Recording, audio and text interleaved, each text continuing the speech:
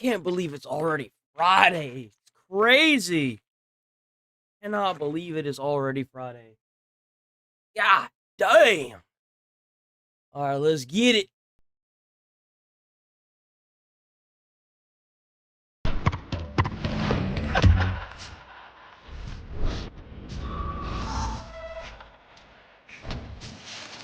What is this music? That's crazy looking.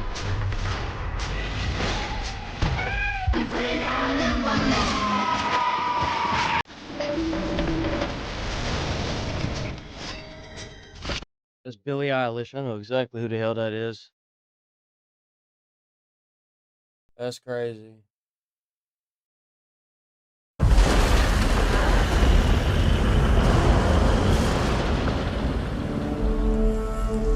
What does it mean to be a ruler?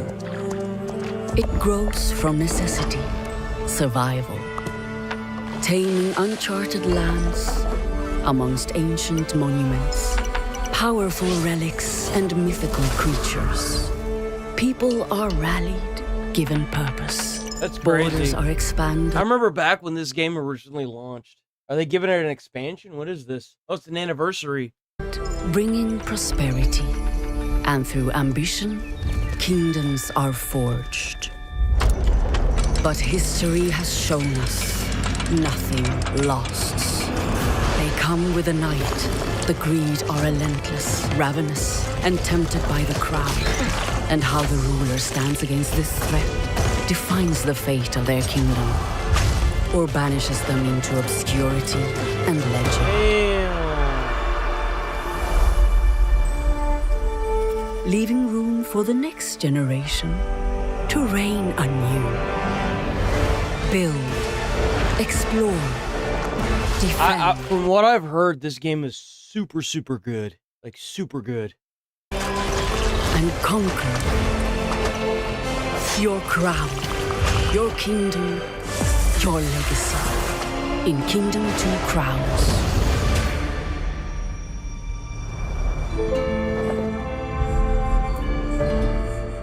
90% off. That's crazy.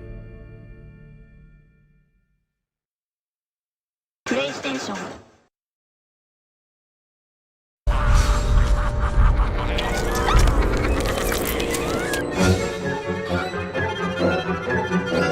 At first, I thought this was an anime or an animated Disney show, but it is not.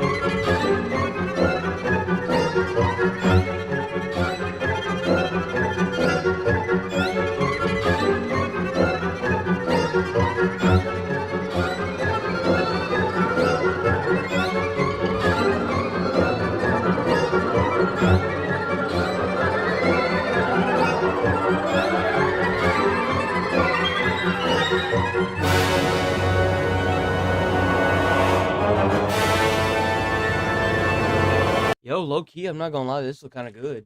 This looks really impressive, actually. The art and the animation is amazing. Coal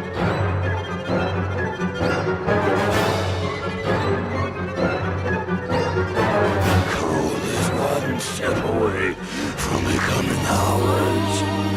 And given to despair, we're about to fly.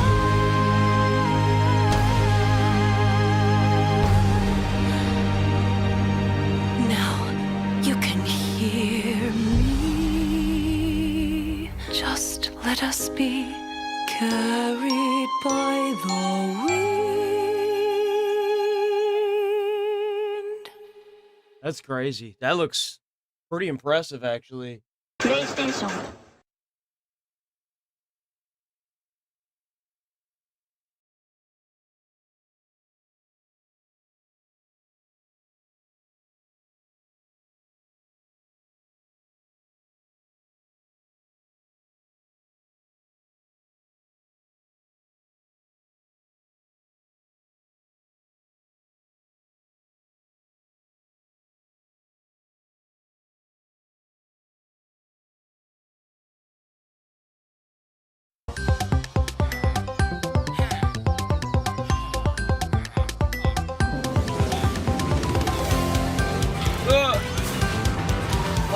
right, Sonic Racing. Is it Blockify everybody?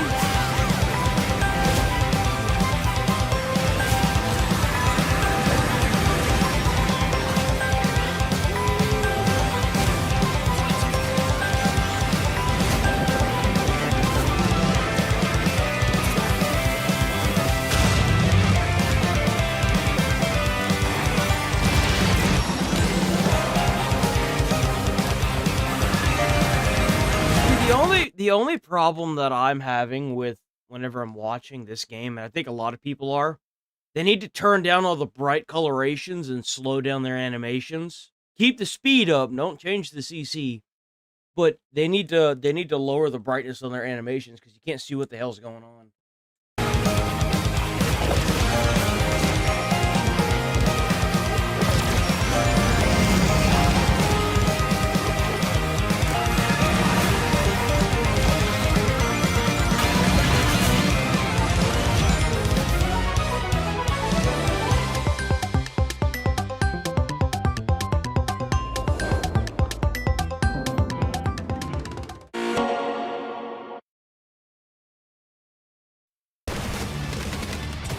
This game looks incredibly fun. Welcome to Purgatory.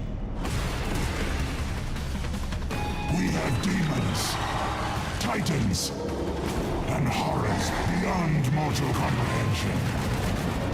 And you have friends. So try your coordination against our abominations. Purgatory is our playground, and potentially your graveyard. So be a good team, and we'll enjoy your scream. Do you think you can survive Purgatory? Painkiller unleashes 21st of October. Damn.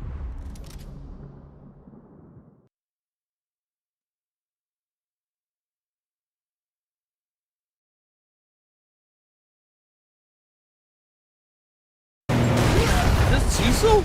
Nuh-uh. God damn it. Did you play as Cecil? I'm in charge of the most ridiculous bunch of super-powered morons. God, they're fucking children. Always complaining and fighting amongst themselves. And leave me to clean up after them. Lucky me. Fuck you, Nolan.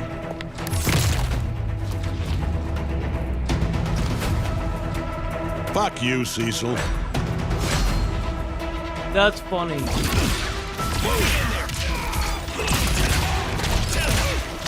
Gotta keep you on your toes. Put him to Go! My time is valuable. Lights. My time is valuable. Just for you. Oh, they cleaned it up. Put him to Oh, that looks way cleaner.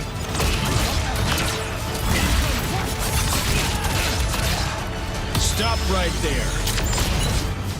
Do it. Damn.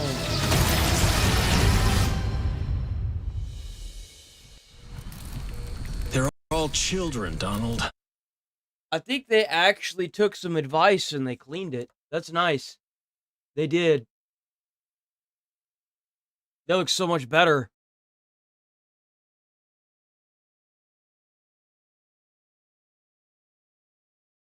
All right, we got an IGN review of the Battlefield trailer. Now, I'd like to say that it is impressive that they got this a day early and not a week early like they did with Ghosts of Yoltwai. So it means that, you know, the developing company of this was not messing around with these guys. So let's see how poor they review this. God.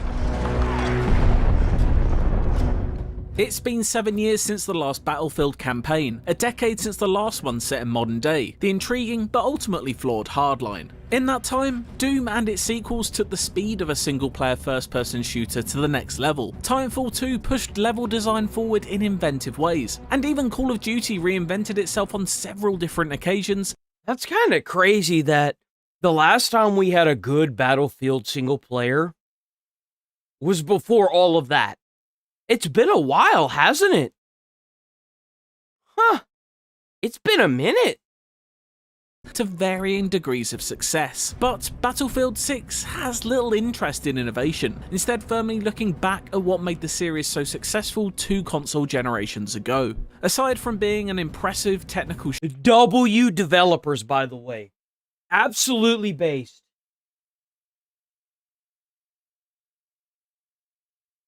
No, I don't. Gaming doesn't get any views, man. I've had more success in reaction than I have doing gaming. Now, if I actually start making good money, then that'll be different. Then yeah, there'll probably be some days where I do that. But content creation wise, I'm not doing gameplays anymore, dude. Nobody watches that. I'll literally watch the view count of the live stream being promoted go from like at least 20 an hour down to 0. And I'm just like, I just ain't got it. I got time for wasting my time. Gotta make money, bro. Times, its small routine set of missions has little new to offer. There is some variety and a few moments of impressive scale to be found, but it's all over so quickly you barely have time to savour them. Though it never quite feels like a full-on afterthought, it's a campaign that comes across as a sidearm of Battlefield 6's arsenal when placed alongside its more grand multiplayer suite.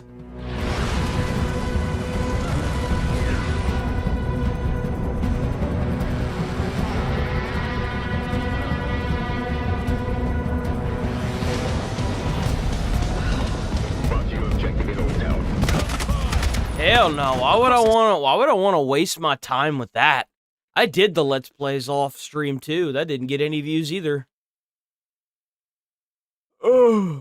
Like I said, I've gotten more success in clipping out my live streams and not wasting my entire weekends doing this. Because like today, whenever I'm done with the stream today, I'll be able to make enough videos to cover the rest of the day and all of the weekend. So I'll be able to take the whole weekend off. I've been doing that for 3 weeks now. It's great. I come back on Monday refreshed and ready to hit it. It helps me make better content.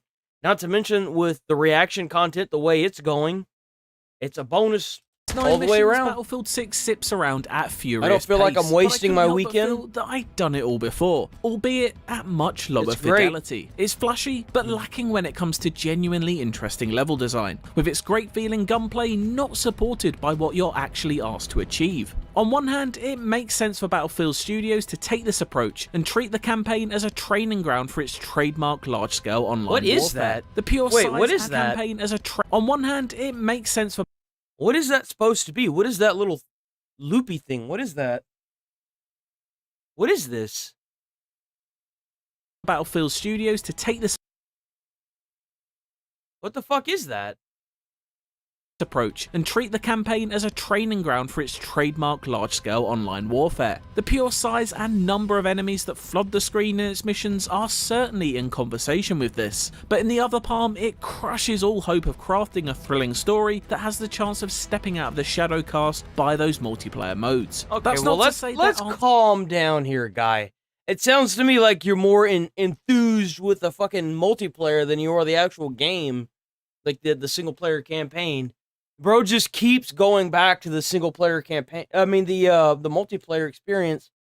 You're supposed to be rating the single player campaign based on prior single player campaigns, not the multiplayer, bruh. splashes of Get it out of your inspiration. head. A particular highlight was a sequence that takes place on a crumbling New York bridge. It's at least visually interesting, even if it offers no great variance in what it's asking you to do gameplay-wise. There's just no one mission that screams out as an all-timer here, even if there are attempts to ape Modern Warfare's clean house, which fails to capture any of the desired tension, or its own version of a Normandy landing as you storm a Gibraltar beach.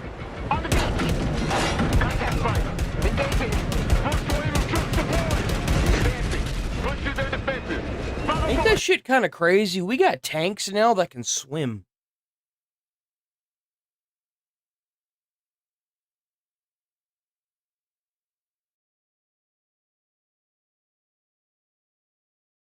That's crazy.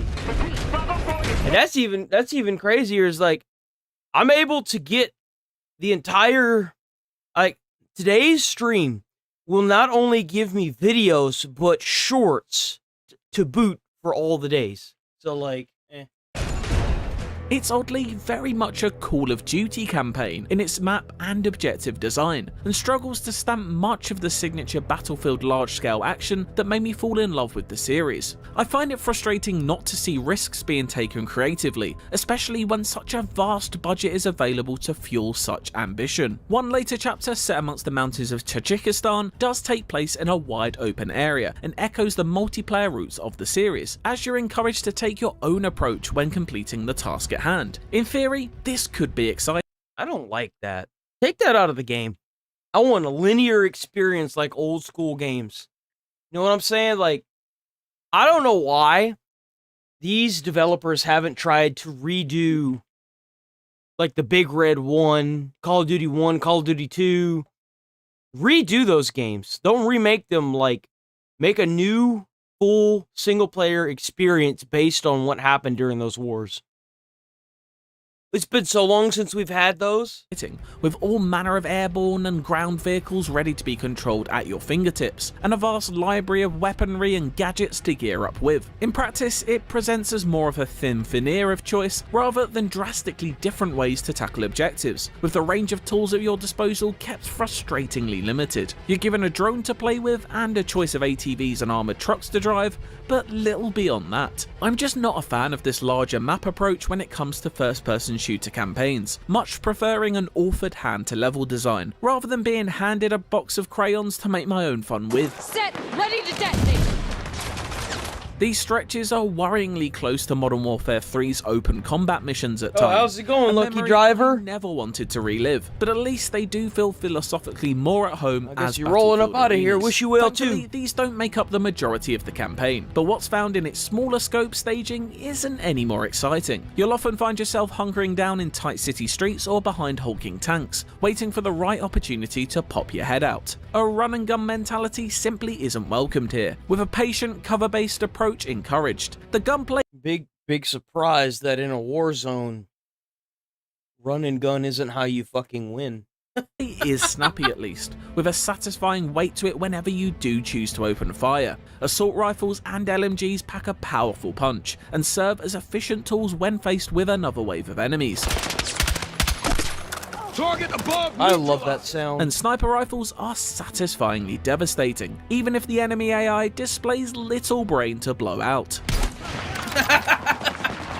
It gets especially exciting when the impressive destruction tech takes a chunk out of the building you've been finding solace in, and you're forced to scramble to another safe haven. These claustrophobic moments of true jeopardy really are all too rare though, as for the most part, the campaign is reduced to rinse and repeat objectives that were getting old in FPS campaigns a decade ago.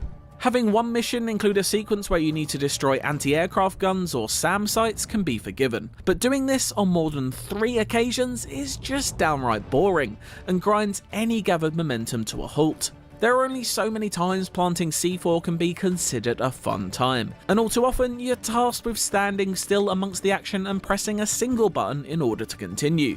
On multiple occasions I was asked to watch some explosions that I didn't even get. Isn't that the same building that's in like Odd? What is that? Is that like a radio tower? What is that? Or sit in the back of a speeding. Lemon line bitters? No. Oh, what's it called? Arnold Palmer. Arnold Palmer. Good stuff.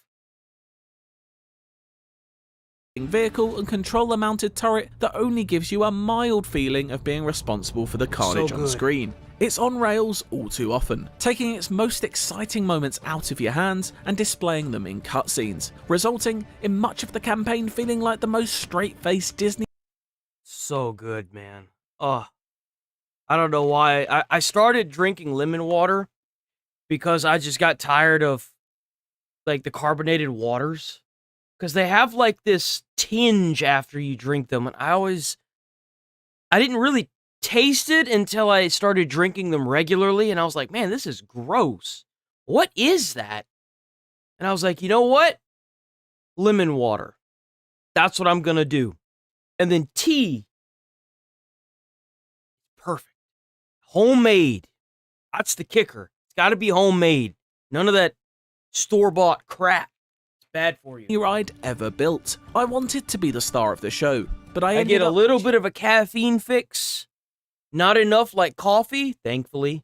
I used to be a big coffee person, a big energy drink person. Got that out of here. Not doing that anymore.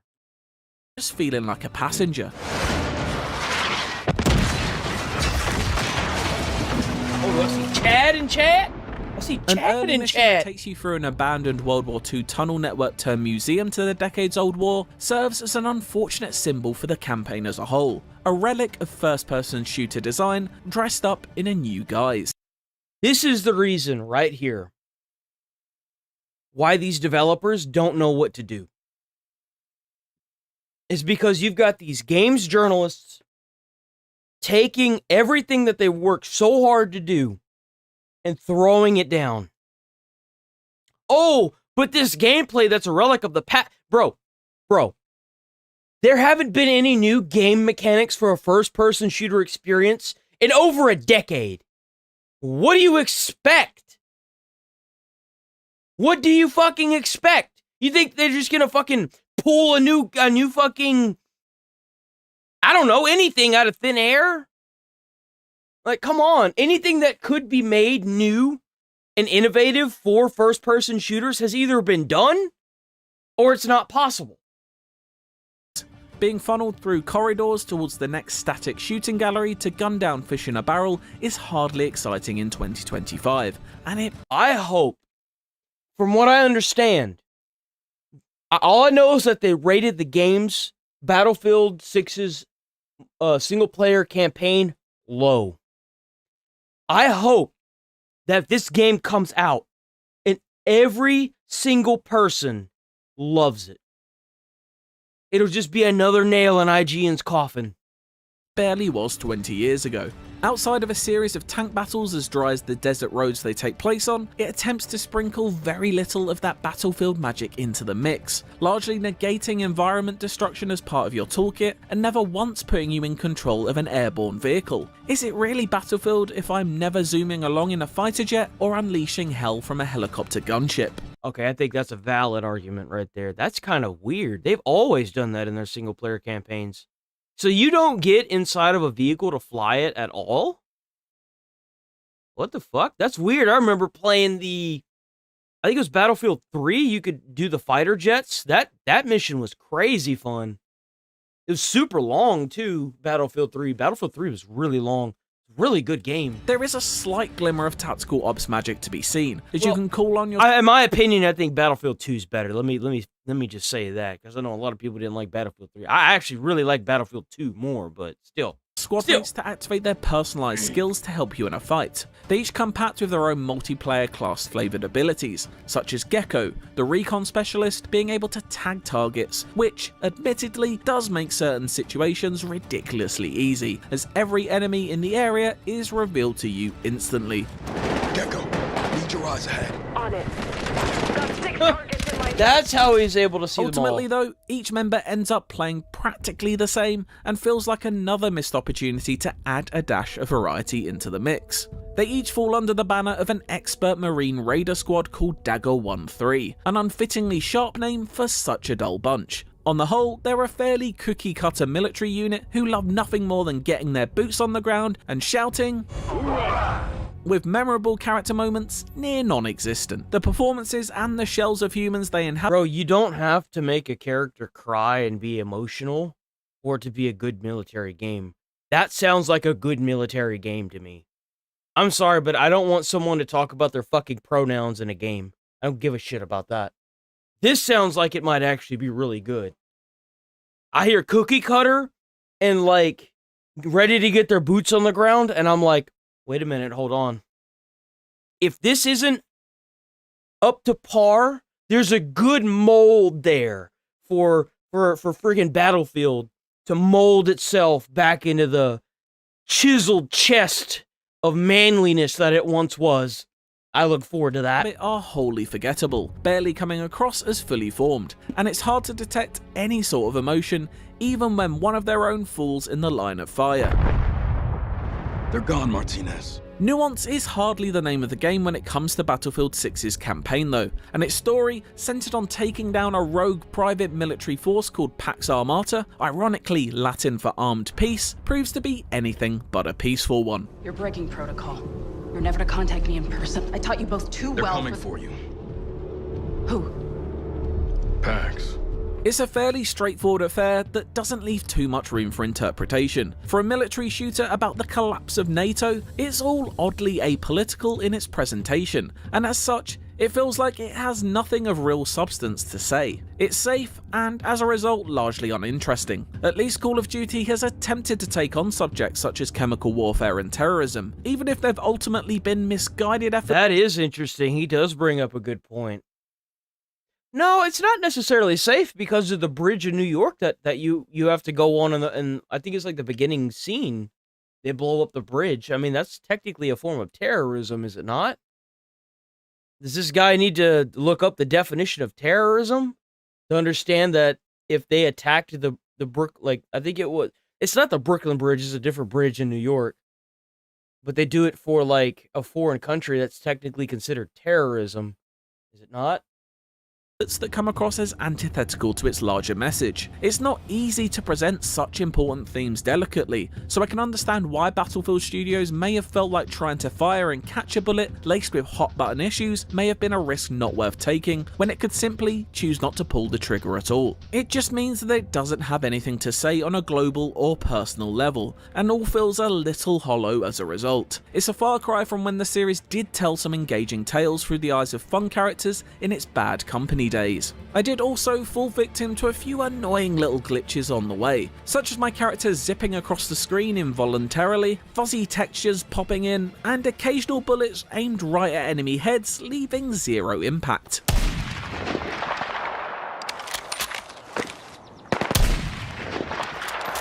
But on the whole, there's no denying that it looks and sounds very impressive, with spectacular explosions peppering skylines and That guy said no. whizzing and cutting through smoke and debris as mayhem ensues around you with regularity. I just wish there was a little more substance hiding behind it all. At 9 missions and just 5 hours, Battlefield 6's campaign's flame doesn't burn for long, and it doesn't burn particularly bright in that time either. It's a staggering spectacle to behold at times. 9 missions? That's really it? What the fuck? That's super short. The ears at others, but when it comes to mission design and an engaging plot, it fails to deliver at all. A quick afternoon of fun, it's a safe reimagining of what Battlefield once was, but far from a bold reinvention of what it could and maybe should. Oh! Ooh, I hope it comes out and people eat you alive, IGN. A 5. Oh, Be now. Executive reviews editor. That's crazy. I'm shocked he gave that a 5. Editor Tom Marks here with Simon Cardy, our reviewer for the campaign of Battlefield 6. Cardy has done a bunch of shooters for us before, most notably a lot of the recent Call of Duty campaigns, so Black Ops 6 and Modern Warfare. You know, a part of me kind of hopes that he's right, but there's just no way that it's that bad. There's no way it's that bad. Right? There's no way it could be that bad. So apparently they were going to come out with a new Assassin's Creed game, and they canceled it for obvious reasons. An Assassin's Creed game set in the post-Civil War era. Featured a black assassin who was formerly a slave. Players would have fight to stop the emerging KKK. The leadership canceled it after concerns with the U.S. political climate and Yasuke backlash. Smart decision. Because I would trust whoever made Django to make a better... Who made Django? Wasn't that,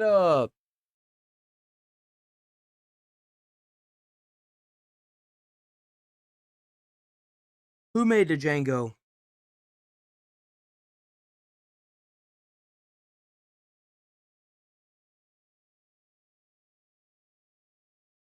I would further trust Adrian Holavati and Simon William than I would somebody at Ubisoft to make a game that involved the KKK and a black protagonist. Like, I loved Django Unchained. I thought it was a great movie. I've watched it probably 15 times. Shit, he actually fucking...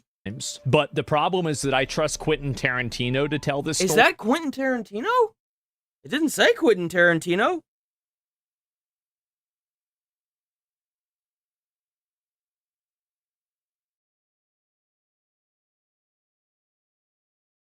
It is Quentin Tarantino. Why didn't it say that?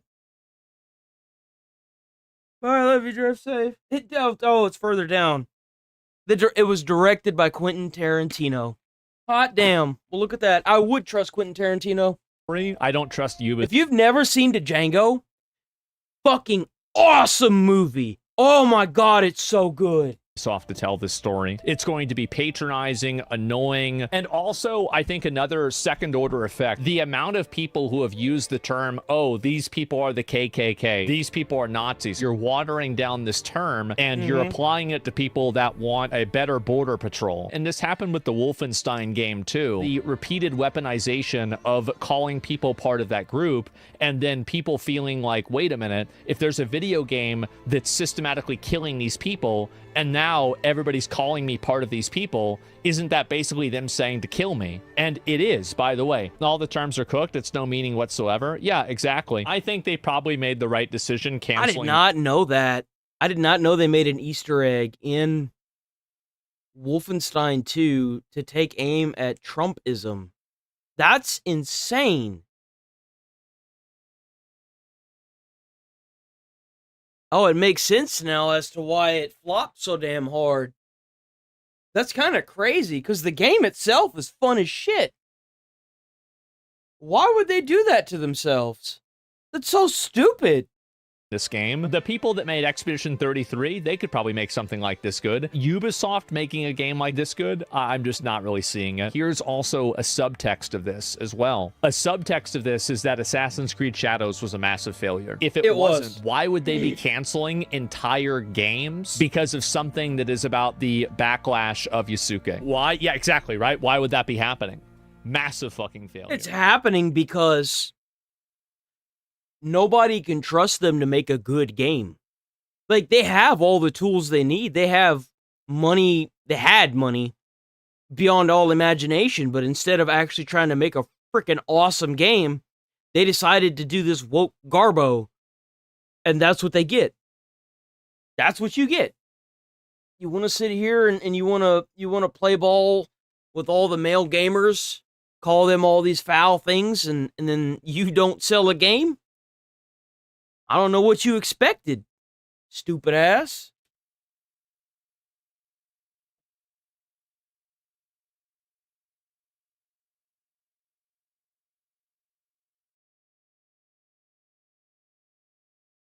Messing with my water valve, got a busted pipe.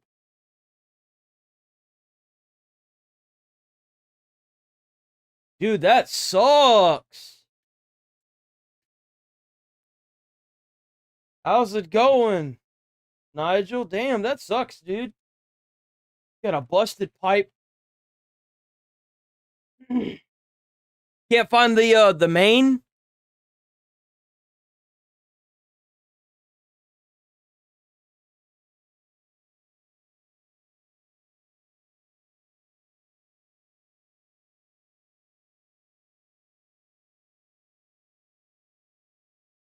The damn thing is too hard to shut off.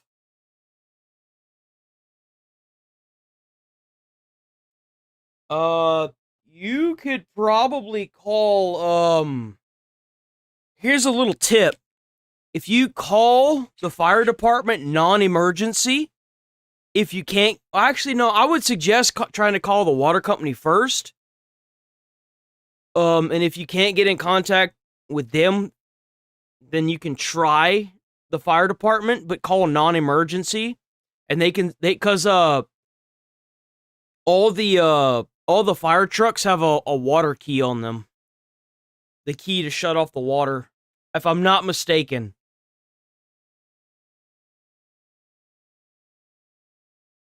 Noon? Bro, what the fuck?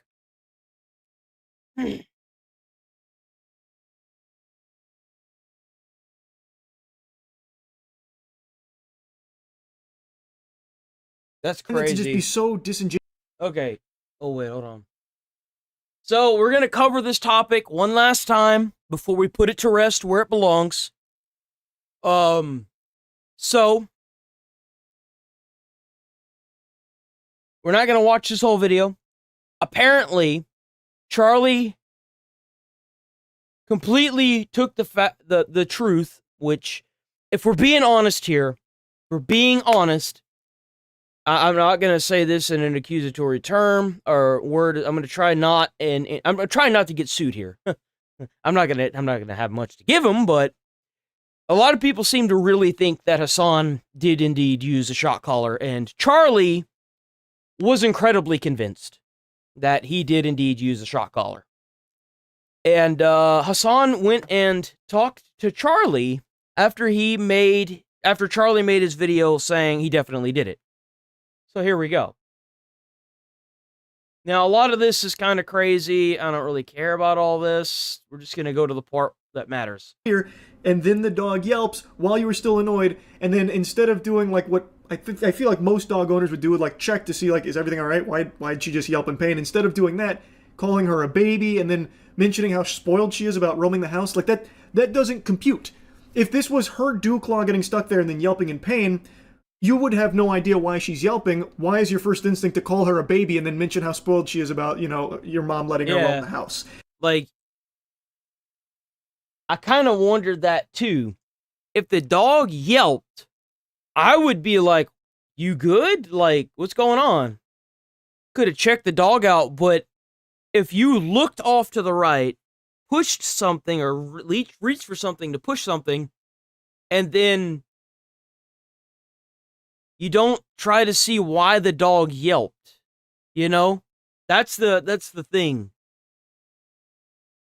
You just immediately called it a baby. The response to it just doesn't really seem to make sense if what happened is her dew claw getting stuck there. I just don't see why he would respond that way, so aggressive about it. It just doesn't really make sense. No, it doesn't. Not at all. A bunch of super sleuths were diving in, really analyzing frame by frame. Apparently, Hassan has mentioned that she does have an air tag on her collar. People also saw a doohickey underneath the air tag right before the moment where she yelps, where there's a green blinking gadget there, a little fucking gizmo, and people were speculating. That's XQC, by the way. XQC was the one that pointed that out.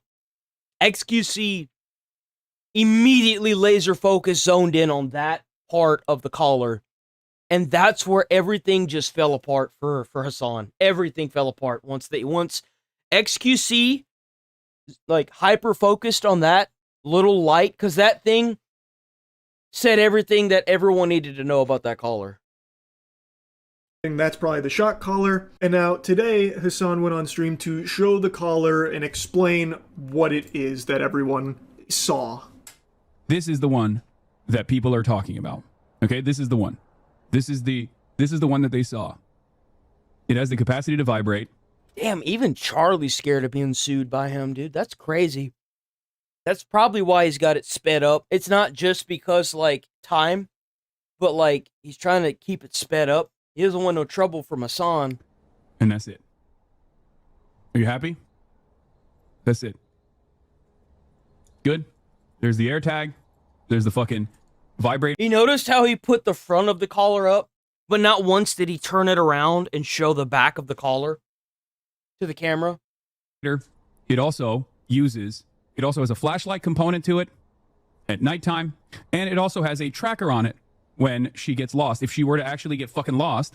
So on stream he was showing that the unit everyone saw is something that can only vibrate, it can't shock. It also has other things like a flashlight and stuff. And then he went on to explain why he has a vibrator there for the sake of training and that kind of thing. Now, since this was a day later, obviously people are going to be wondering, is this real? Like, is he telling the truth? Like, you could have swapped it out. You could have Yeah.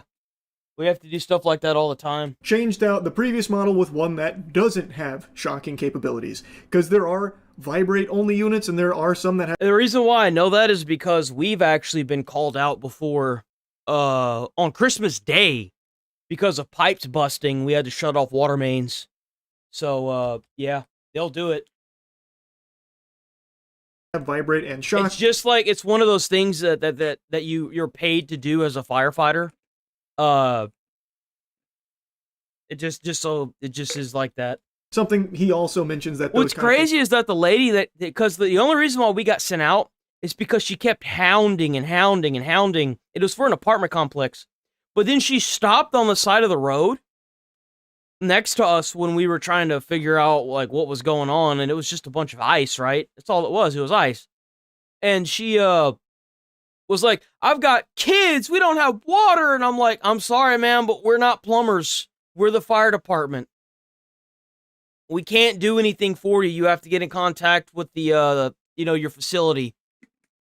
Because I guess they were just tiptoeing around it. But she looked at me and she was like, "Well, not like that." She was like that. And it's like, I don't know what to tell you. I'm not a fucking plumber. To exist. But since this was we can't do anything for you. Are always going to we wonder, can shut off the did he water. just switch it out? And something else that spawned from this is, it looks like there's tape on it. So when you watch it and you like pay attention to the actual unit, it looks like there is just some black tape on it. Absolutely. And a bunch of people online started to try and find out what brand this is, because I don't know. That's the thing that I was very interested about. Was like, if you show what the collar looks like, it's only a matter of time before people start figuring out what collar it is. Like, because you had the serial number covered up, which should be plain as day whenever you see the back of it. Bro, you cooked yourself. And here's the thing. If in the US, if you use a shock collar, fine. That's your decision. It's not illegal here. It's only illegal in UK countries. But number one, you lied about it. Number two, you hid it. And number three, you lied about it again. Like, come on, man. And the reason why he shocked the dog is a big problem, in my opinion. Just because he was annoyed, he shocked the dog. Dude, that's not what that shit's for. You're a piece of garbo. Missed it, and everyone else missed it, but I don't think he mentioned... He allegedly shocked the dog. What model this is, like what brand or what model, anything like that. So people don't know what it is, they're just going to have to take his word for it that this is a vibrate-only unit, and since there's no visible prongs, you're led to believe that it can't shock or anything. However, there are shock collars. And that's the thing. Usually whenever you try to figure out what kind of collar, there's not a lot of collars. It's not like a car. You don't have 70 different cars of a BMW. Typically, you'll find 5 collars that are all slightly different. And people actually found the collar. That have detachable prongs. In fact, the shock collars we use on Skill Check channel when we play Magic the Gathering and make a misplay and we shock ourselves, you can take the prongs off of those. I think that's a pretty standard feature in a lot of shock collars, I think. So, you can just take the prongs off. And when you increase the brightness here, it does seem like there's definitely tape. I've seen this picture floated around a lot. And people believe that they have narrowed it down to a model called the Educator ET400, which seems to match it visually 1-to-1 in all aspects except for the bottom side there, where on the ET400 there are 2 prongs there, but you can take those prongs off from what I can tell, at least online. That's what that little circle, you can take the little 1-to model called the Educator. That's what this is for. There should be another one on the other side, and you press it and it pops the thing out. ET400, which seems to match it visually, where on what I can tell, at least online, and in the Hassan clip, there's a bunch of tape there, which potentially would be there to cover up the holes. I don't really know what else there would be tape there for. I don't really get that.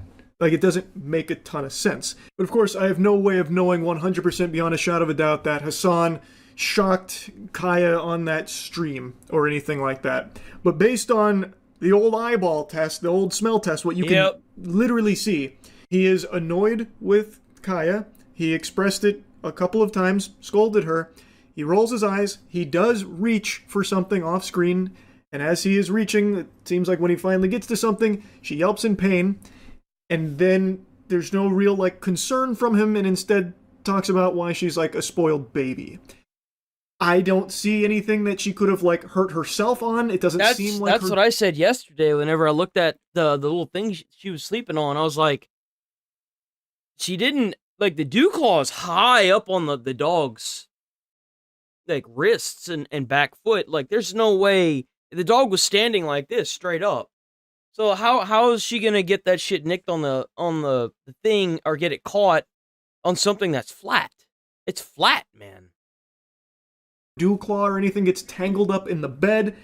So, to me, it feels like it is something he did. Even if it's not a full-blown shock, he didn't get her with like a Dungeons & Dragons lightning bolt or anything like that. If it is a vibrate-only unit, I feel like he definitely did press the vibrate in that instance there. I see nothing else that would cause that yelp here from everything that we can clearly see. Yeah, I'm not gonna lie. I think Charlie might be onto something, because that didn't look like, usually, unless the dog is used to it. That's the issue, is that if the dog is used to being shocked for minuscule things like that, then it probably gained a tolerance to it. But the dog didn't jump. The dog just squealed. So that kind of makes me wonder, maybe he did vibrate the collar. Maybe it was the vibration function and not the shock function that he utilized. It's possible. Because the dog didn't jump. That's kind of the thing. Dogs can squeal if they're scared or they get, like, surprised. Sometimes it happens. Okay, it just happens. I mean, you get jumped or surprised, you scream too. Shit. It happens. But, like, yes. Like, and if that is the case, and that, to me, that's what it seems like the case is, that's super fucked up. She didn't do anything wrong. I don't think there's anything to warrant him being upset in the first place. And to be upset enough to press a, like, correctional button on that device is so beyond fucked. There was no bad behavior or any kind of correction or punishment needed to be doled out. The dog just stood up and looked at the ground. She must have saw something. Maybe she saw a bug or something. Something obviously had her a little, maybe you should walk the dog more. He said that he brings her out for 2 hours in the morning, and then she just lays there for 4 fucking hours. Bro, you gotta, like, let that dog up out of there, man. That's crazy. Why would you keep a dog in there like that for 4 hours during a stream? It's so stupid. There. All she did was move on the bed slightly, like slightly move off the bed. Yeah. I think it's super fucked up. But if this is all wrong, it's all a bunch of hooey, and Hassan didn't shock or vibrate or do anything at all here to cause... I would be surprised if he didn't. I really would. But I'm not gonna use accusatory language either, because I don't want to get fucking sued. Straight up. Kaya to yelp in pain. I think it would have been very easy to immediately in the moment prove that by just showing the collar, which, again, I feel like is the most logical thing most people would have thought to do. But also, B, I still think all of his, like, anger and, like, annoyance at the dog for moving around off her place is just fucking weird, too. And then, of course, people were mentioning how Kaya's on stream 8 to 10 hours a day, and then just all of a sudden randomly... Shit, I thought it was 4. I ain't even gonna lie, I thought it was 4. Bro, you keep that dog back there for 8 or 10 hours a day? Are you kidding me? There's no way. He decides to shock her today. Yeah, great story you've got there, Buster. Really shows how stupid everyone's become. Everyone's really fucking dumb to believe in something like this. All just because he hasn't in the past on stream. And then, of course, people take it a step further, saying none of his friends have ever called him out for using a shock collar, thus this has to be a load of, What friends? What friends? What friends? All of his friends are currently being sued by Ethan Klein. All of them.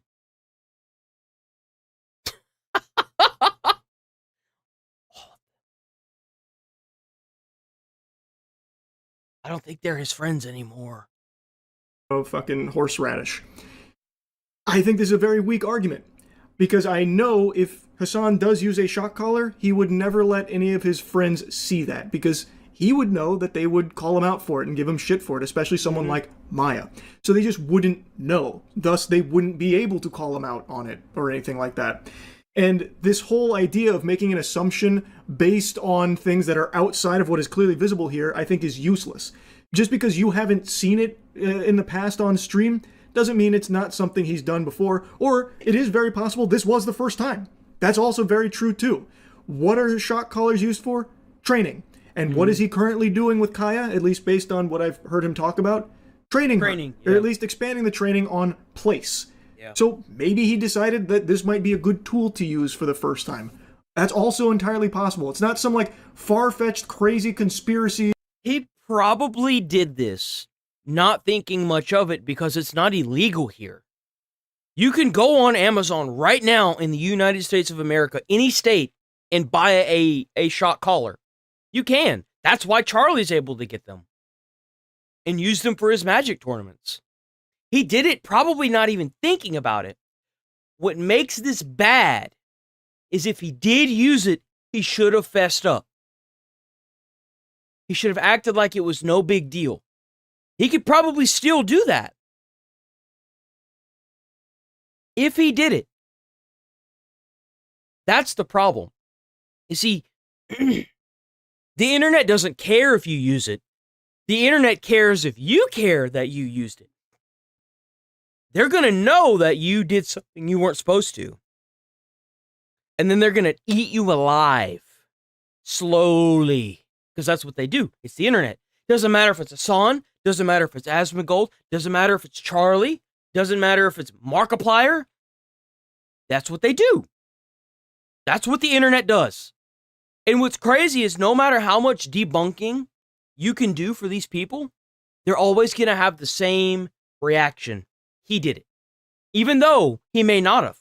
But because it's a shoot first, ask questions later scenario for the majority of the internet, that's what it's always going to be.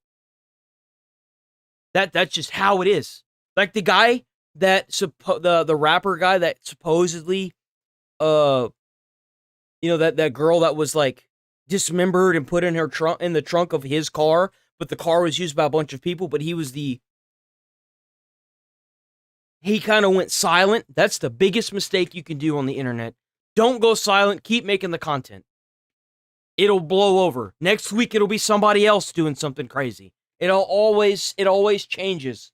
It's like a battering sea. Something new always pops up. But we couldn't watch this one without prior instances of what Charlie has said. Genuous, because Hassan reached out to Charlie and was like, really, dude?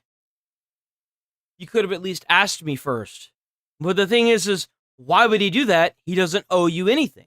Most people are going to see this, and it looks like you shock your dog. LA streamer is pissed that Moist Critical didn't message LA streamer has Hassan. Hassan lives in LA. him before dropping his video. I think that this really makes Hassan look bad if that's actually what this clip is. But let me actually just watch the clip before I make a decision. He put a stake on this, okay? He was like, oh, enough people shit on him, no matter how fucking made up a narrative it is. Bro, he said you're abusing Kyle, like, no way, fuck him. Yeah, I mean, if he thinks that he can suck He did not say that. He didn't. We just saw the video. He did not say that. That's not what he said. That's not what he said at all. He didn't say that. He said it looked that way. And even you said it looked that way. Why are you getting mad? Weird how quiet he was about literal pedophilia in certain communities. What are you talking about? What does that have to do with the dog shock collar? It took him 2 years to fucking come out and be like, yeah, the genocide is happening and it's really fucking bad. What are you talking about? Like, he doesn't make commentary about politics? What is this? Charlie's been on a good streak lately. He genuinely cares about... Charlie never has done commentary about politics. It's too charged for his kind of content. He doesn't want to deal with the headache. Dogs, he talks about how much he cares about dogs and pets all the time. So do I, dumb fuck. That's the reason why I'm... That's the reason why I'm fucking annoyed. He could just like... Whenever you build your content around lying and you build your content around deflection, you're never going to get a straight answer out of somebody like that. Ever. Bro could be wearing a sombrero on stream and he's going to fuck around and say it's a It's a snapback. Unironically reach out and be like, hey, what's going on here? I think that him saying that is actually kind of bad. Why would Charlie listen to Hassan rather than what he saw? What Exactly. Why would you go to the source of the allegations and listen to what they said if you can just go based on what you saw and what you've heard? Now, I am usually a big person when it comes to fact-checking, 100%. Fact-checking makes the world go round. But in the instance of this, sometimes when you go to the source, it lies. And when you, like I said, when you build your community on lies, they're not going to go to you for the truth because you've been known to lie. Your community's been known to lie. And let's be honest here, every community lies. But it's different when it comes from the content creator themselves because you can't take what they're saying and use it as facts. You just can't. additional information could Hassan provide Charlie? And also, if there is information that Hassan would only provide Charlie, but not the public, why is that? What would that even possibly be? Like, what are we doing here? Okay, I'm going to DM him. Gross. Fucking moron. All right, whatever. Oh, jeez. Yeah, I'm going to DM him. Jesus Christ. If you were able to give Charlie evidence, you should have shown it. Pressured Ludwig to take down the video. That's the thing, is like, why would you show Charlie something different that you wouldn't show to the public? Wouldn't the public be the first thing you should show everybody? Like, because they're the ones that are causing this big uproar. It's not Charlie causing the uproar. It's your own community that is now up in arms against you because they think you abuse your dog. Like, shouldn't your loyalty be to your audience? Why should it be to Charlie? Why should Charlie take time out of his day to contact you about something that your own audience has brought up? Because you have to keep in mind that someone in Hassan's audience that watches them daily is the one that clipped it out and showed it to Livestream Fails. That should be your first indicator that maybe your loyalty should be to your audience, not to Charlie, not to Asmon. It has to be to Hassan Piker yourself. Size to Hassan. I wonder how long Hassan can maintain his influence over normie content creators. I think that the reason why normie content creators kowtow to it is because they don't want Hassan's audience to call them pro-genocide pedophiles. It's because they don't want to just be slandered and lied about by an audience of people that are just ravenous liars with absolutely no consideration for the truth. And they Jesus Christ, he's way more brutal than me. I was just trying to be nice about it, but goddamn. He is just brutal. openly lie and libel and slander you. And they do. Like, Hassan's community has been known to do quite a bit. Like, they do a lot. With literally no regard to what's real. And dox you. Yes, exactly. Like, they're getting bullied. Like, they don't want to deal with that in general. Mm-hmm.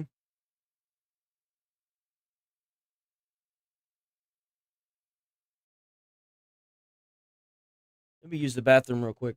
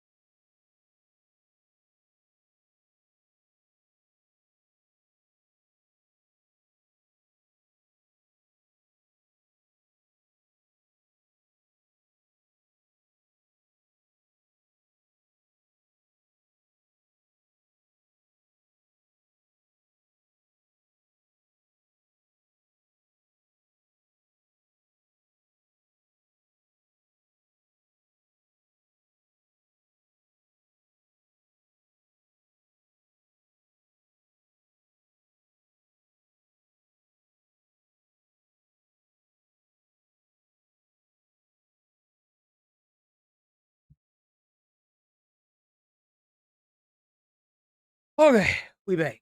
Sorry about that. Get my juice. So apparently there is. Hold on. Before we start this. Hold on. Let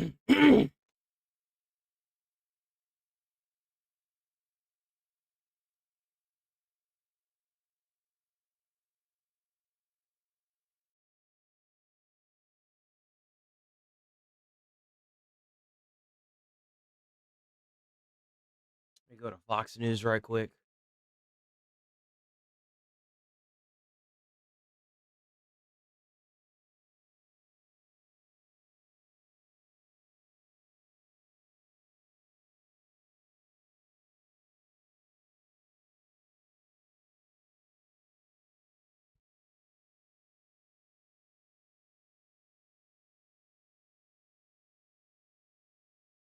It doesn't seem like anything crazy is going on. Okay, let's move on. Okay. Up first tonight, breaking news from the Sharpstown area where a SWAT standoff is underway with a shooting suspect. This is happening at an apartment complex off Harbor Down Drive. That's near Fondren and Bel Air Boulevard. Matt Doherty is on. Wait a minute. This is 11 hours ago. There's no way. Chicago. Oh, here we go. Hello, I'm Sheriff Grady Judd. Bro, W. Grady Judd. I've spent my entire adult life in law enforcement, and I have never heard of one law enforcement agency not helping another when they call for help. He's referring to the Chicago mayor and the Chicago PD not allowing them to go to the ICE facilities in Chicago and the surrounding area, the neighborhoods that are around there. They're not allowing the police to go there.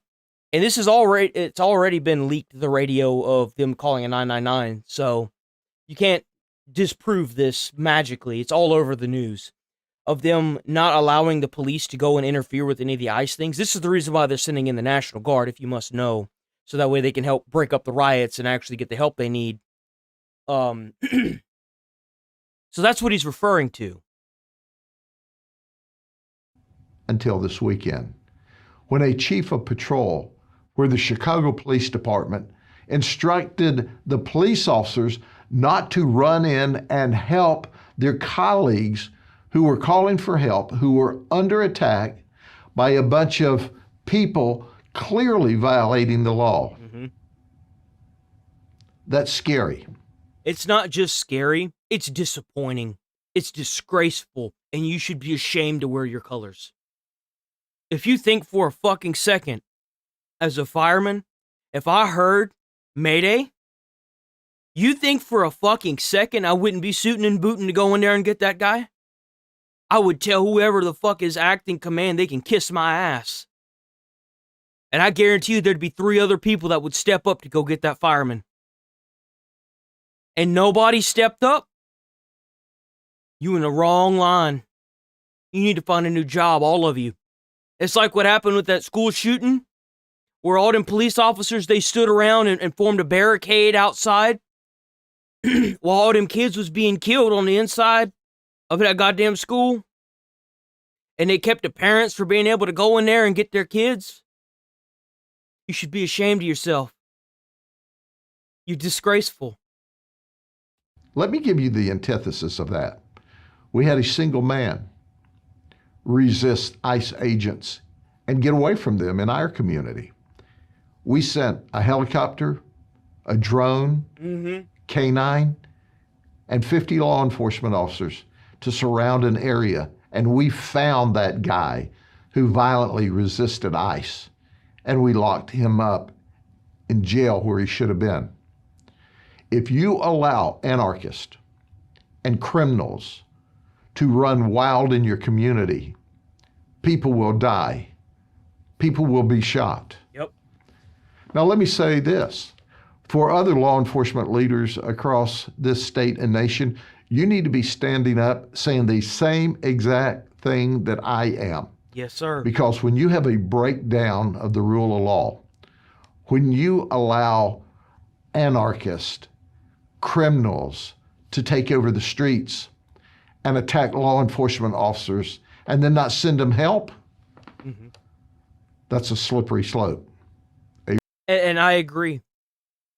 But I also think that there are law enforcement officers that are also at fault and not just the leadership. If you hear, because a lot of those ICE agents, they're ex-military, they're also police officers in other states, they're probably some form of active military, or like, they've all got experience in their field. Hell, even if they're just a normal Joe that saw the benefits and signed up, and you're going to let them get hurt or possibly killed? For what? You have to step back and look at the oath you took. You didn't take that oath to your superiors. You took that oath for every American citizen. That's why you took that oath. That's why every fireman goes into a burning building when they hear that there's somebody that could be in there. That's why every police officer, they go out and they arrest these criminals and put them in jail where they belong. Your oath isn't to your superior officer. They got a fucking problem with it. Leave and go somewhere else, and I guarantee you, the other departments that are not in that city, or hell, not even in that state, will gladly take you. Come here to Texas, go to Florida. You'll make way more money, and you'll be able to keep the criminals where they belong. Real slippery slope. Disgraceful.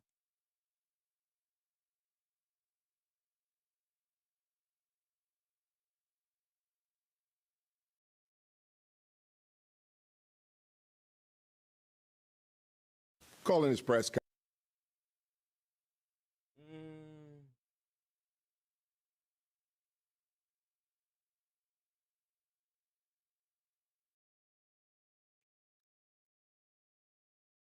Republicans and Democrats remain at odds over a budget, but it's not stopping travelers from taking to the skies at Memphis International Airport. Thanks for joining us, everyone. I'm Alex Coleman. April is off today. Every day this shutdown lasts, the risk of flight delays grows. WREG's Tia McKenzie. That's kind of crazy to me that all these big ass plane companies and airports, they get all this fucking money, but they can't seem to like pay their employees when the government shut down. That's interesting to me. To the airport to find out what travelers have to say about the turbulence. Federal employees, including air traffic controllers, continue working without pay and no end in sight. Thousands of people are expected to travel between these gates here at the Memphis International Airport, but as the federal government shutdown continues, well, some say they are concerned about the future of air travel. This past Tuesday, the Federal Aviation Administration issued a brief ground stop for flights to Nashville's International Airport, citing staffing shortages. And as the fall break travel period kicks off, Memphis International is expecting about 51,000 travelers to pass through checkpoints. When you talk about just the social fabric of our country and the folks that really need critical services, our elderly, our children, when you talk about a government shutdown, I think about those affected populations. Our veterans. Experts say if the shutdown drags on too long, it could affect Thanksgiving travel plans. Actually, from what I'm seeing now, it hasn't been as packed as I thought it would be. I've seen worse, even when there wasn't a problem. So this doesn't really concern me. The traffic is actually easy traffic. It's recommended that travelers arrive at the airport a minimum of 2 hours before their scheduled departure time. Damn. For now, flyers here in Memphis remain optimistic. As a citizen, I would like to think that our leaders would at some point come together and determine ways to get our government operating smoothly again. Reporting for your news Why leader does this from happen every year, bro? Can we come up with some long-term fix to this stupid problem? I mean, we got to put the Twitch trial on hold for this. This is annoying. the Memphis International Airport, I'm Tia McKenzie, WREG News Channel 3. And while airports around the country have... That's crazy.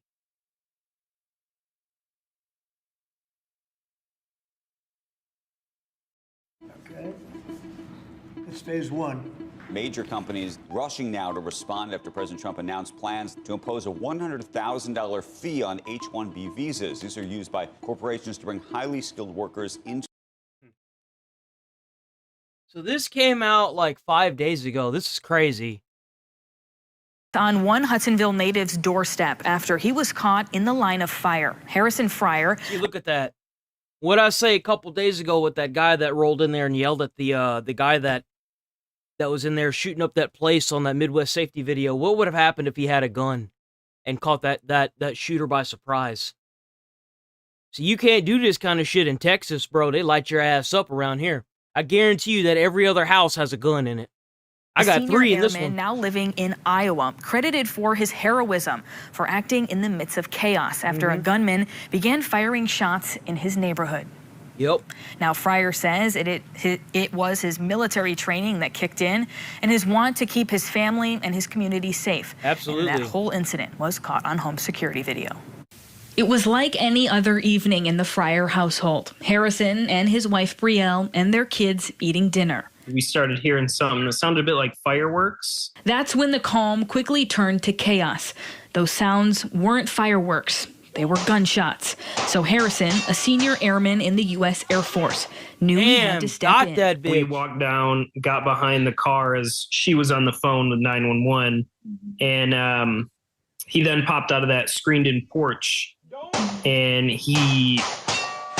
it's almost like we just locked eyes with each other for a second, and then he raised his gun up, and I screamed, "Don't," hoping to dissuade him from shooting at us. But that didn't work, and they say he immediately started firing towards them. Damn. Upwards of about 8 times before I fired back. And I fired back 2 times, striking him once in the leg and once in the wrist. It was August 6th around 7:30 p.m. That's when Iowa Department of Public Safety says they received reports of a shooting in that neighborhood. They say the gunman, a 71-year-old man, shot and killed 2 adults. He then set Jesus Christ! his own house on fire while inside. He was severely burned and died 2 days later. As we understand it from the police, they believe he intended to kill a lot more people if given the opportunity. He had like hundreds of rounds. Harrison and Brielle, 2 Hudsonville high school sweethearts and graduates of Grand Valley State University, moved to Iowa about a year ago when Harrison was stationed at a base on the border of Nebraska. Harrison says in that moment of terror, his military training kicked in. The adrenaline kind of calmed my nerves rather than the opposite. It didn't make me shake or freak out. It just helped me lock in. But for him, it wasn't about being a hero. It was about keeping his family and his community safe the best way that he could. Making sure that there's nobody in the way of the line of fire, making sure that, you know, I try to keep everybody safe despite the fact that it's a crazy situation. I think I just did what anybody really should do if they're confronted with something like this, is keep his... So wait, was he able to get away after he had been shot twice and then like go to his house and burn it down? That's crazy. Many people safe as they can, you know, be the good guy when bad stuff's happening. Now, Harrison's Air Force I don't understand that.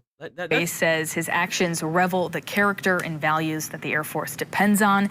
They described his actions as brave and courageous. Now, the Fryers say they are... Look, man, if you're trying to go out, you know, you're trying to do yourself in, first and foremost, seek help. Like, seriously, seek help. But secondly, don't go into a neighborhood and start shooting up the place, man. Get up out of here with that. Are just lucky to be alive and are focused right now on their neighborhood who lost 2 of their own. That's crazy.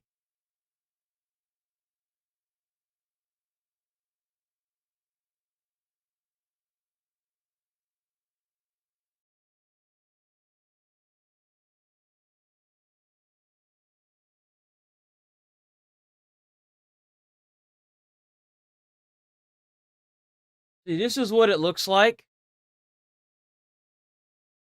whenever your state doesn't do what it's supposed to be doing. More about the suspect that was arrested outside a D.C. cathedral ahead of a mass marking the start of the Supreme Court's new term. Police are revealing he had a massive supply of homemade explosives. Bizarre guy Griff Jenkins joins us live. He was a homeless person. And you want to sit here and tell me that getting all these homeless people up off the street ain't helping anybody? Outside Washington with the details. Hey, Griff. I see. Yeah, good morning, Brian, Ainsley, and Lawrence. What's really frightening about this is that Supreme Court justices were expected to attend this annual Red Mass, which marked the start of a new Supreme Court term and honored the judiciary. A 41-year-old South Jersey man named Louis Jerry arrested on the cathedral's Maybe he wasn't steps homeless. with more than 200 homemade explosives. They included Molotov cocktails and vials containing nitromethane, a compound used. You can tell this guy was a dumbass. He literally set up shop right outside the place where they were going. Well, there was no way this was ever gonna go in his favor. In the Oklahoma City bombing. Now, court documents Jesus. show that Jerry threatened to detonate the devices and handed officers writings expressing anger towards the Catholic Church, the Supreme Court justices, members of the Jewish faith, and get this, ICE. When officers told the man they were going to forcibly remove him, the court documents also say that he responded by telling cops, several of your people are going to die from one of these. Now, D.C. police said in a statement, during the arrest, officers observed multiple suspicious items, including vials of liquid and possible fireworks inside of the suspect's tent. The suspect is preliminarily charged with unlawful entry, threats to kidnap or injure a person, in possession of a Molotov cocktail. The investigation is ongoing. I'm sorry, but like if you're making bombs, and the police find you, you should just go to jail forever. You don't need to be out in society making more bombs. What the fuck are you gonna do with a bomb, bro?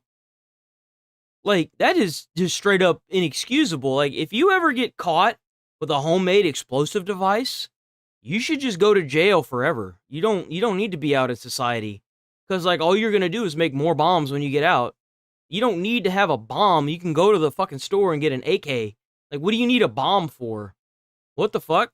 No, that's crazy. Reports say that security threat actually prevented the justices from attending, and now that suspect... You know what's crazy is that even The Purge, the movie The Purge, you weren't allowed to have explosive devices. Like, if they get it, come on now. Like, let's think about this. Louis Jerry yeah, what is you being got, held Chase? without bond, facing multiple charges, including possession of a weapon of mass destruction in furtherance of a hate crime. Guys? That is nuts. Thank you so much, Griff. You saw the tent that was set up on the stairs. That's where they found. Oh damn! 200 Your Discord got hacked.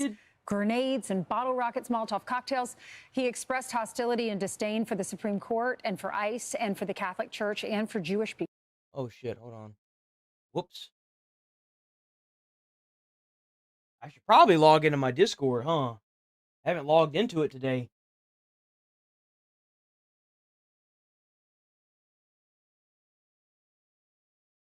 Give me a second, boys.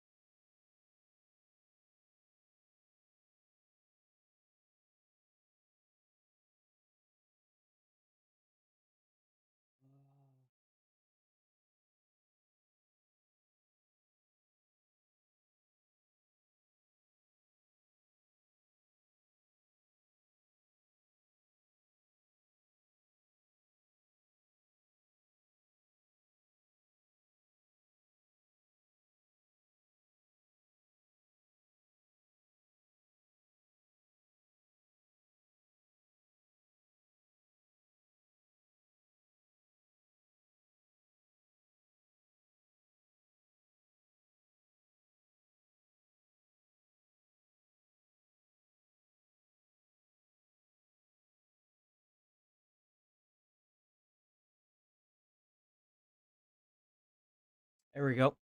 Yeah, supposedly, and I found this out yesterday, or actually not even like last night, yesterday.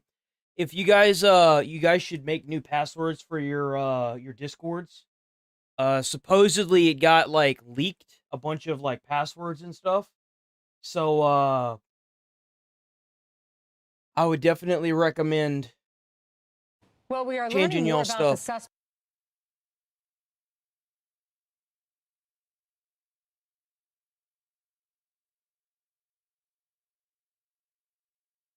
Trackhawk? You know what? I'll copy and paste this.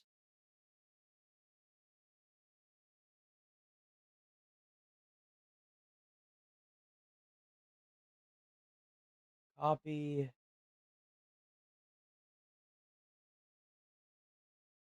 Paste. Enter.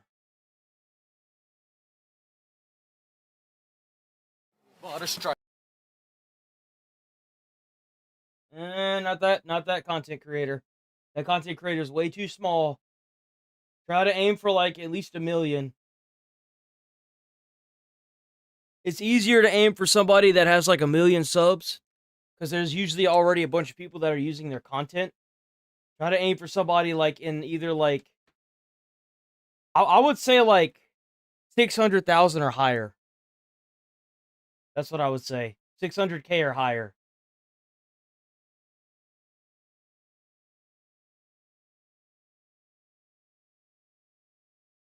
I'm not trying to catch a I went to the fireplace, but they didn't have the truck there, but I guess what?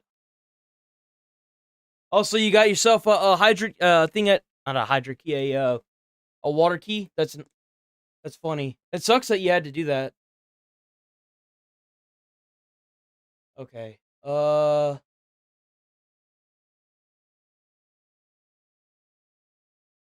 I would try to aim for 600 and above. Even like 600 is cutting it kind of close, in my opinion. I'd prefer 1 million, like a YouTube channel that has millions, but I'll settle for like 600,000 and above, simply because I know that's probably going to take a lot of like ones off the board. I'm not trying to catch a strike, man. That's really what my thing is. I don't want to catch a strike. I don't mind if it's copyright, but if they strike me, I'm fucked.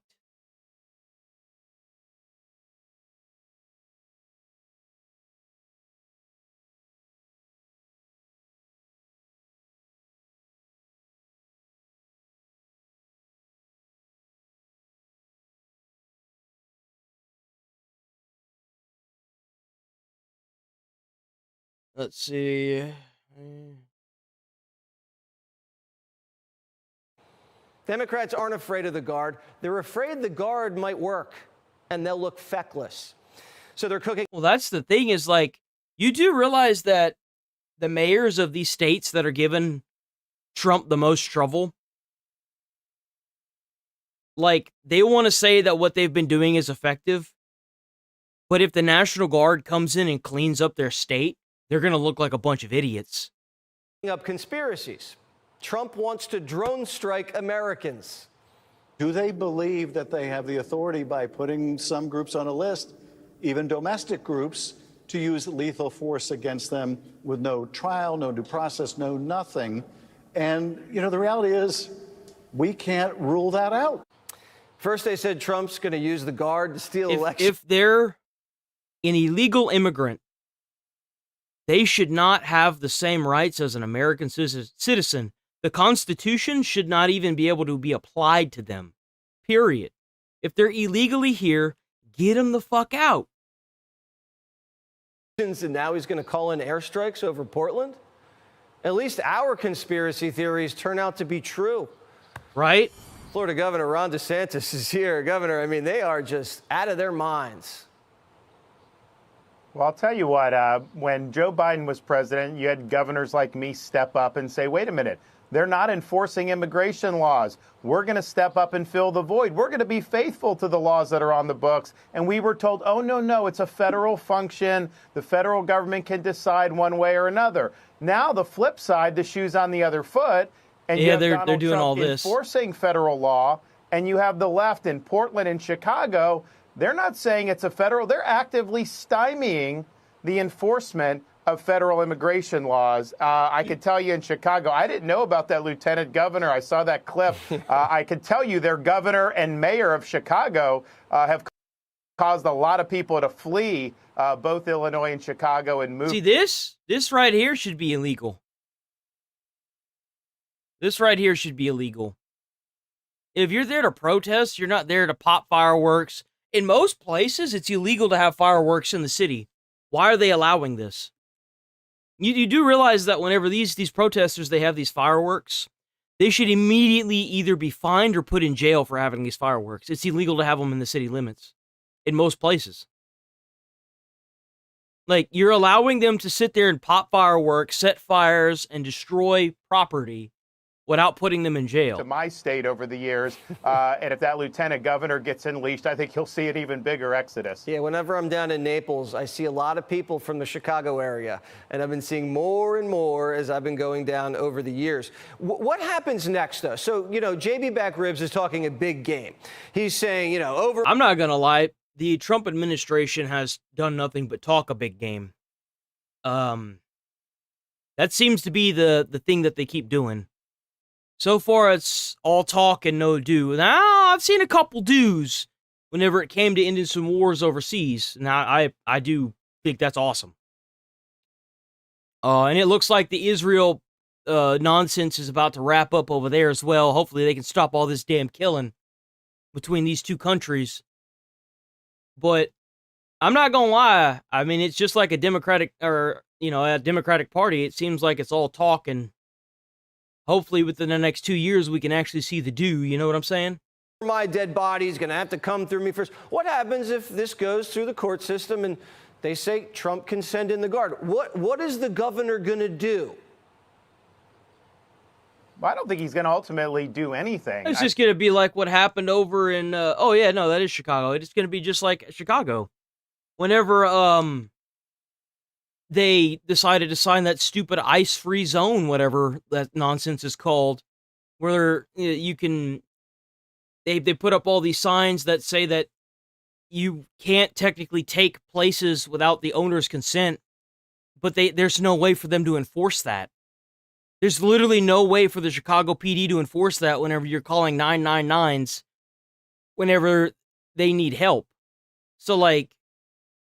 I mean, that's part of the problem.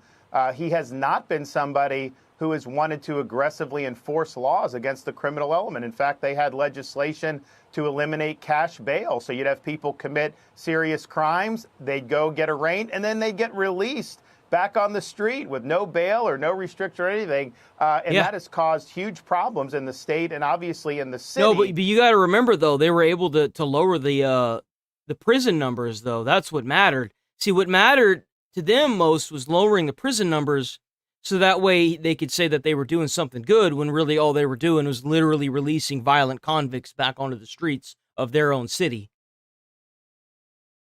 But they're the good guys, though, right?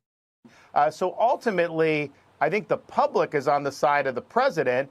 And what I've found, Jesse, is public safety is primal for people. You can disagree. You know why? Because people are going to vote you into office based on their own safety.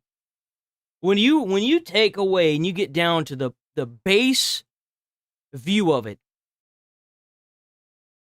if your life depends on somebody else doing what they're supposed to do, you're going to make sure they're going to do what they're supposed to do. For 100%.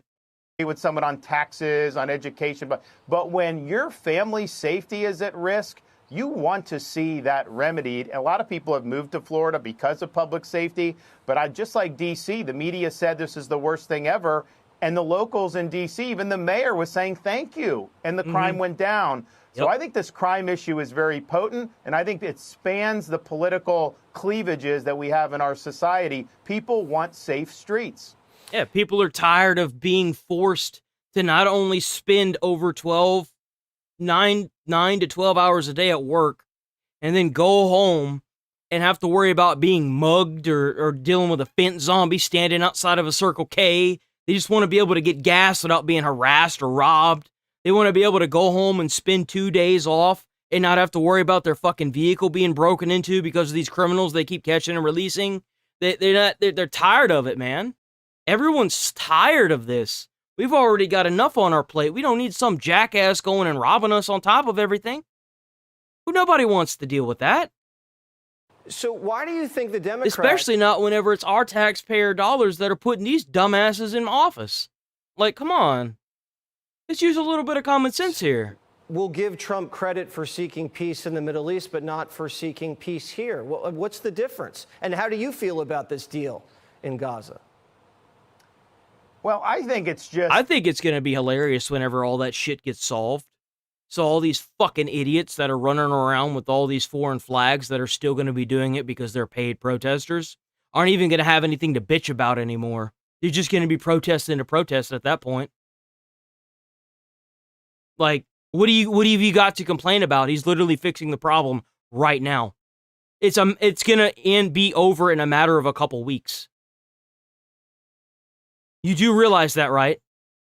That Trump will have solved 3 wars in a span of half a year. Their instincts are so knee-jerk, especially when it comes to immigration. Now, I don't think they're going to last, in my opinion, but he solved them for the time being, and they'll probably last for the next 3 years, as long as Trump's in office. Because Trump didn't fuck around with it. His signature issue when he first ran many years ago was the border wall and enforcing immigration laws. They hated that. They've opposed that every step in the way. So I'm not a big fan of Trump. I'd like to make that very known. I don't give a shit who's running the office. As long as they're trying for the American people, at this point, the bar's pretty goddamn low. It's low, boys. The bar's real low. I didn't vote for any of these clowns. I think they're all clowns. And as far as I'm concerned, it's all talk and no do at this point. But we'll see.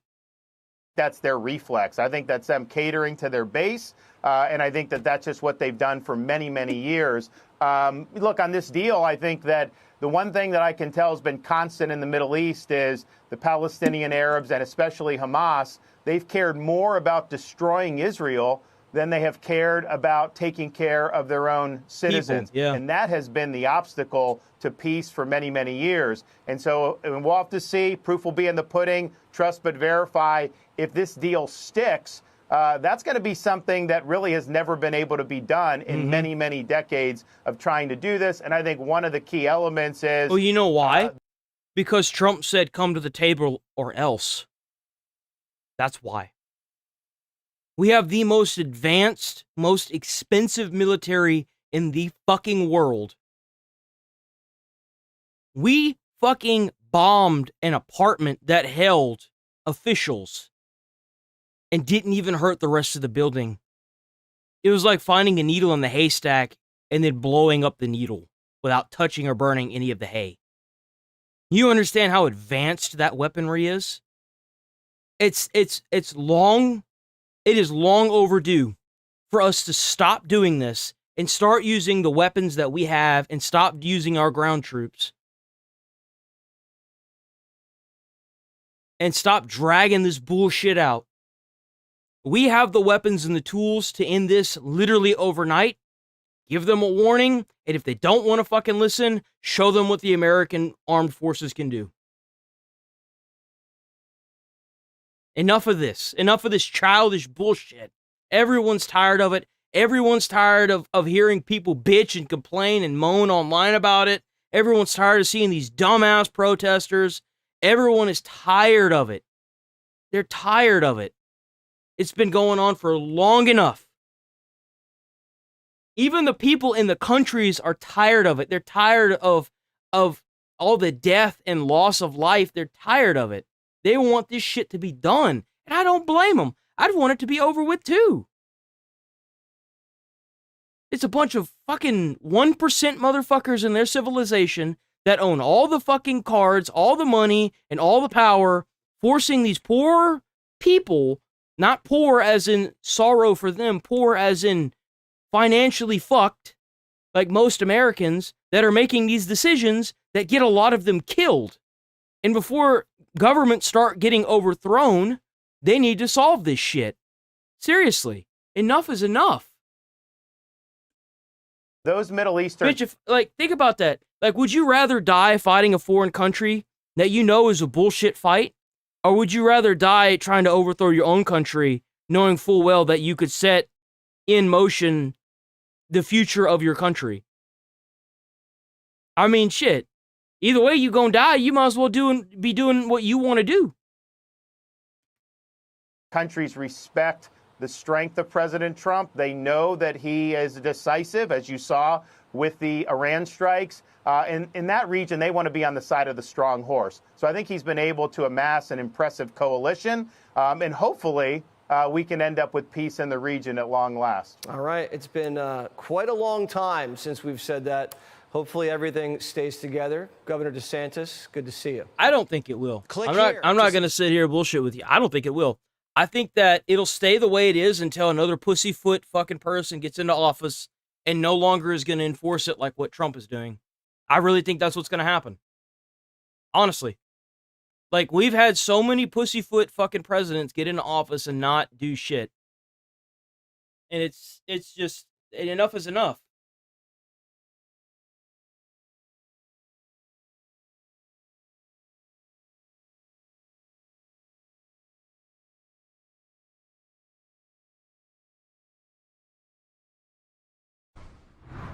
They've had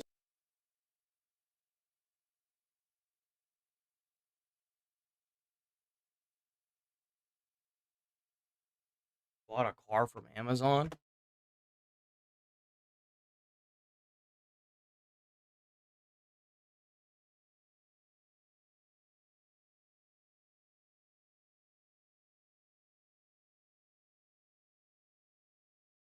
Let me see. YouTube.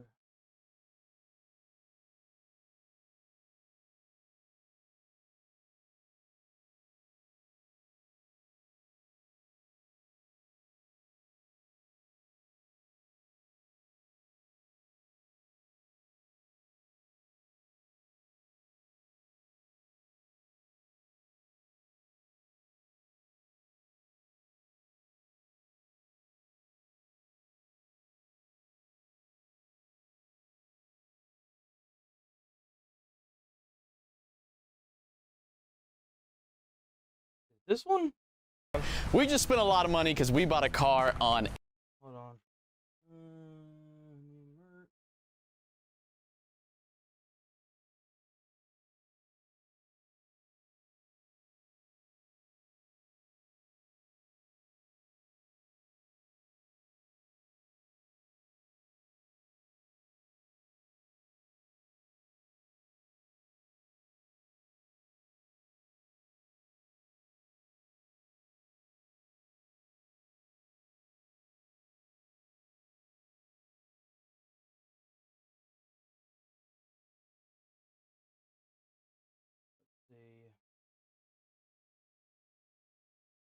We'll pull it up after. YouTube.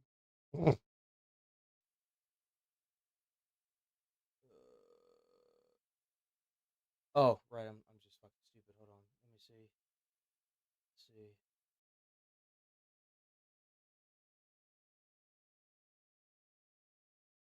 This one? There. We just... Ooh, hold on. Okay. We'll watch that after we watch this one. 60, 70 murders over a short period of time. Murders, people that got shot. They've had hundreds of people shot, and then a guy like Pritzker or this low IQ mayor gets up. What makes a man like that say that things are wonderful? Why doesn't he say, we love that President Trump is going to come and help us clean up Chicago and make it safe again, That's what I'm so confused about. What What negative is there to having the National Guard in your city? It can only help. You're literally getting the National Guard to clean up your streets. What is wrong with that? I don't understand what could possibly be wrong with that. What mental gymnastics are you doing to make the National Guard show up? What mental gymnastics are you doing where the National Guard showing up is bad? Seriously. Us and pretending that there weren't 50 murders and 200 shootings and all of that. Why is that? President Trump there, obviously. That's the convoy of the ICE where a lady was shot because they were trying to, I guess, go across town or something. But this crazy lady started chasing them, and she had a gun that she had pointed at ICE officials, and they ended up having to shoot her. But they were calling for backup because she had ended up pinning them into, I don't know, some area, and then there was like a crowd of people. So, like, it was a mess. And they wouldn't even allow the police officers to respond to this. It's just kind of sad to think that that's the world we live in, where a conga line of ICE trucks can be ambushed in a city in America like it's in frickin' Afghanistan. It's crazy. Directly, as he always does, violent riots day after day with immigration and custom enforcement agents under attack. This is America. The president is calling for accountability for all of this, and it's dangerous for citizens.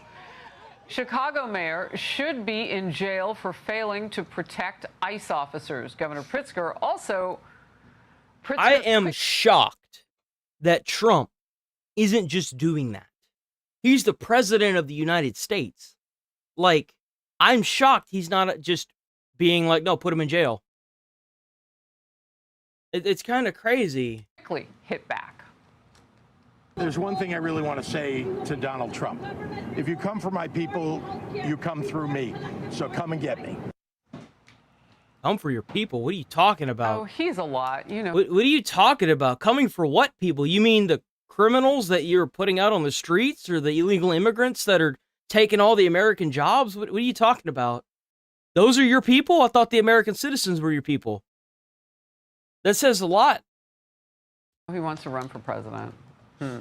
Meanwhile, hundreds of National Guard troops. I will be shocked if he gets reelected for what he's doing right now. Be honest. Now on the ground in Chicago, part of what the Trump administration is calling Operation Midway Blitz, cracking down on illegal immigrants. And I'm not even gonna lie. A lot of even the comments have calmed down on my videos. The comments of people saying like stupid shit, it's completely calmed down to a point where it has stopped. It's great.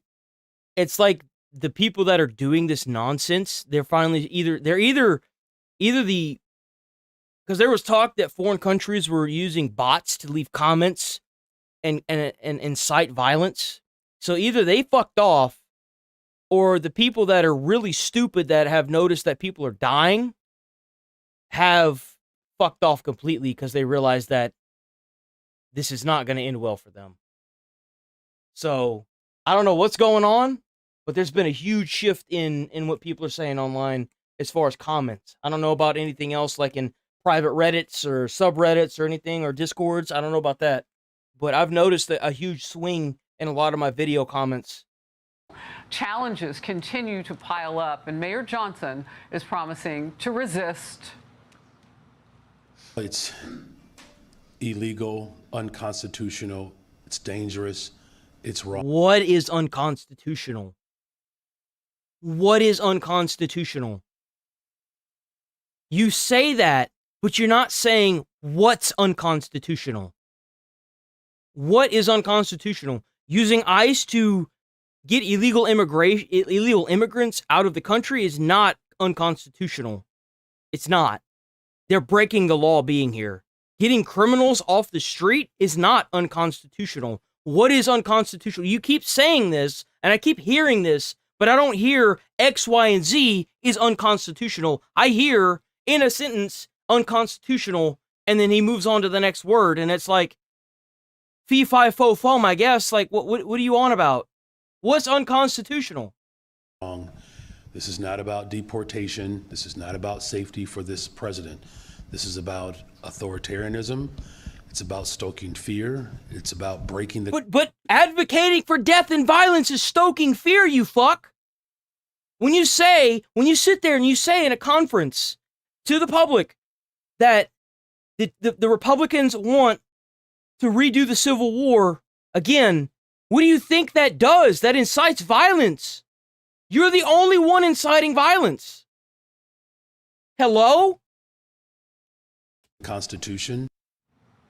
Despite the resistance by Democrats, Border Patrol Commander Greg Bovino says the operation is already delivering results. We're approaching almost 1,500 apprehensions in a month. A majority of those. That's it, man. You got to get those numbers up, bro.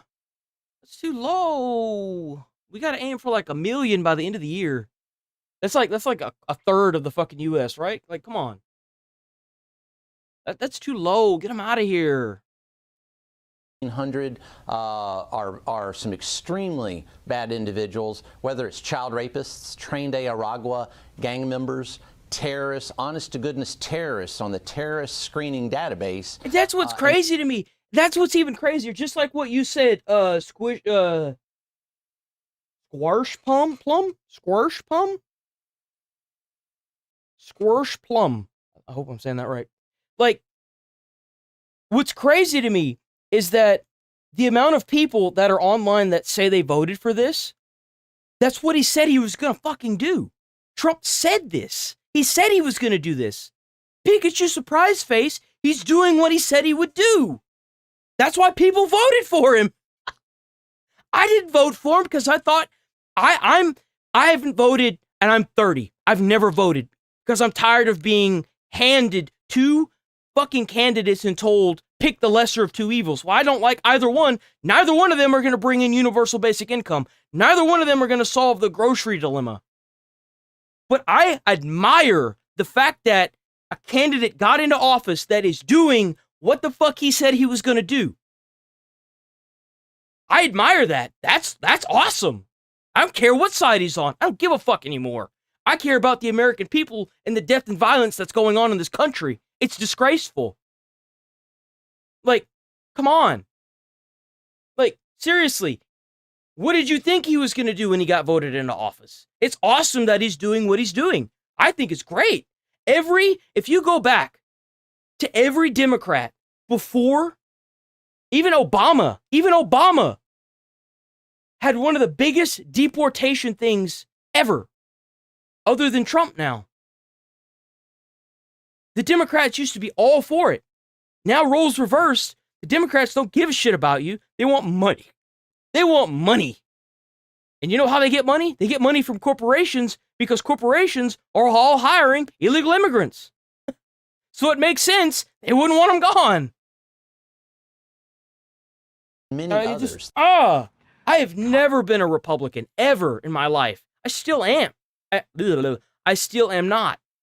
I'm not a Democrat either because I can see that their interests, they don't give a shit about us. They don't care. If they did, they would let the National Guard go into Chicago and clean that bitch up like they did for DC. The way they're acting says everything I need to know. Todd Lyons, acting ICE director, on set with me now. First of all, talk to me about the latest steps in this mission to get the worst of the worst out of the country. So that's one thing we're doing, Harris, is we're making sure that we're putting our best agents and officers on the ground, working with our other federal partners to ensure that we are going after the worst of the worst. And here's the thing. They wouldn't have to do this if the fucking mayors and the police chiefs of that city, of that state, would do their fucking job and get these people deported when they get caught instead of catching and releasing them back into the community.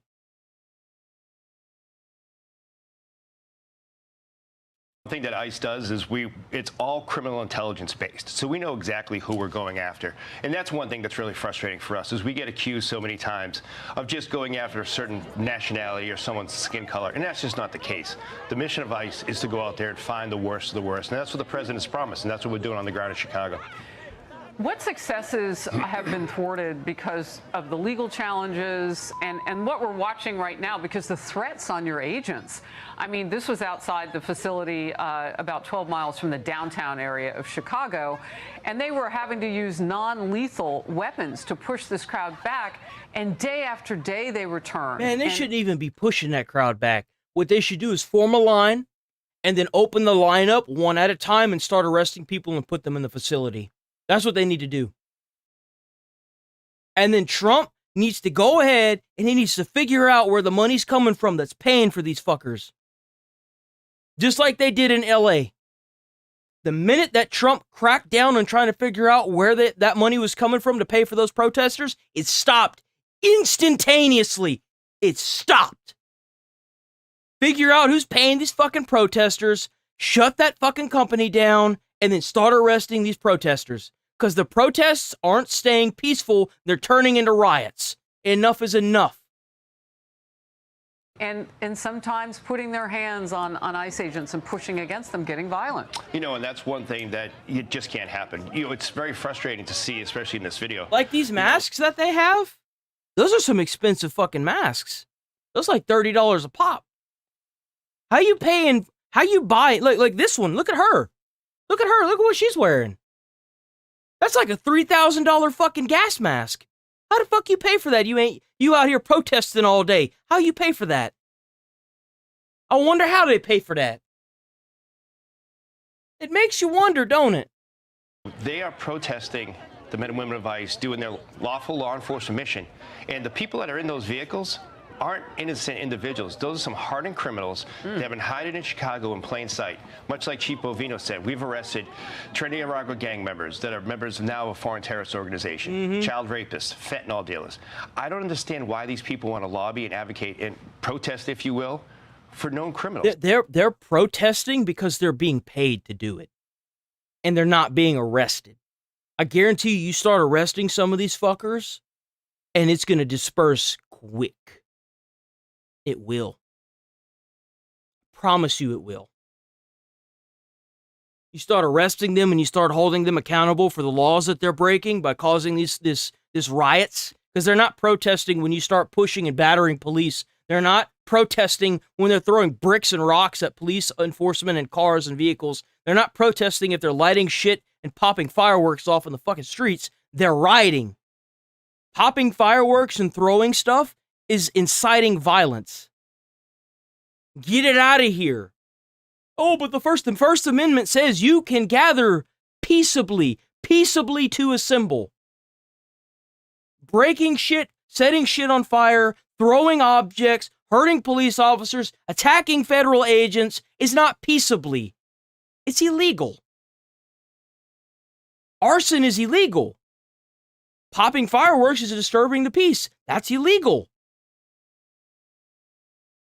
Attacking a peacekeeper is illegal. That's a felony. Doesn't matter where you're at. Like, hello? What fucking planet are you on? They're breaking so many federal laws. It's crazy. Even state laws. It just makes no sense. You and I were talking off camera. I want to bring that into our conversation now. Women and the cartels and how sometimes women play a role, and you're picking them up now too. We are. Yeah. There are women Yakuza members. Absolutely. A woman gang member is an excellent tool to have. Why wouldn't you? Like, shit. And that's one thing.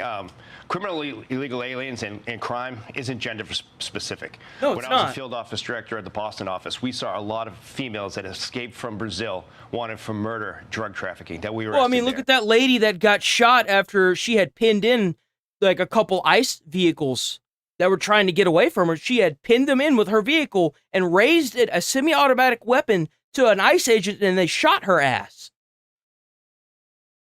Women can be just as violent. Doesn't matter what fucking race you are, what kind of religion you are. You can still be violent. Doesn't matter what gender you are. You could be a fucking purple dinosaur for all I care. You like, nah. So A lot of times we hear that we're separating moms from children. Well, some of these moms are pretty bad criminal actors. Not only have been ordered deported and came back multiple times, but the cartel uses them to hide in plain sight. You know how you solve that? Send the kids back too. Send them with the parents. They come here and then they have these kids so that way they don't get deported. Fuck that. Send them all back. Send the whole goddamn family. The hell with that shit, dude. Enough of this. It's enough. Oh, but the children. Oh, the children. Well, maybe the parents should have thought about what the fuck they was doing when they came here. Send them all back. I think that's actually what they're doing, are they not? I thought that's what they were doing.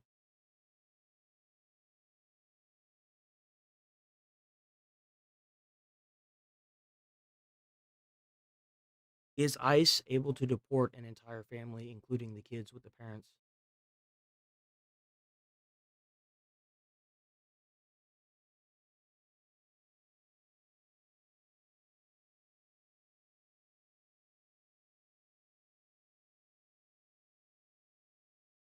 They can take the kids with them. It's an option. It's not like they're being forced. They have the option. And my view of it is maybe you should have thought about that before you decided to cross over the border illegally and come here. It's not our fault that you're here illegally and you have a kid that you don't want to be separated from. Oh, the children, they can choose to go with the parents. The parents can choose to take them with them. And that's what a lot of people don't realize. They see a sob story on TV, but really these are hardened criminals. 70%, I know from Borders Czar Tom Homan, are on their last orders to leave the country. And you have to keep in mind that these criminals that come over here and they have these kids, they don't give a fuck about those kids. They had those kids so that way they couldn't be deported. We're just disconnected. Something disconnected.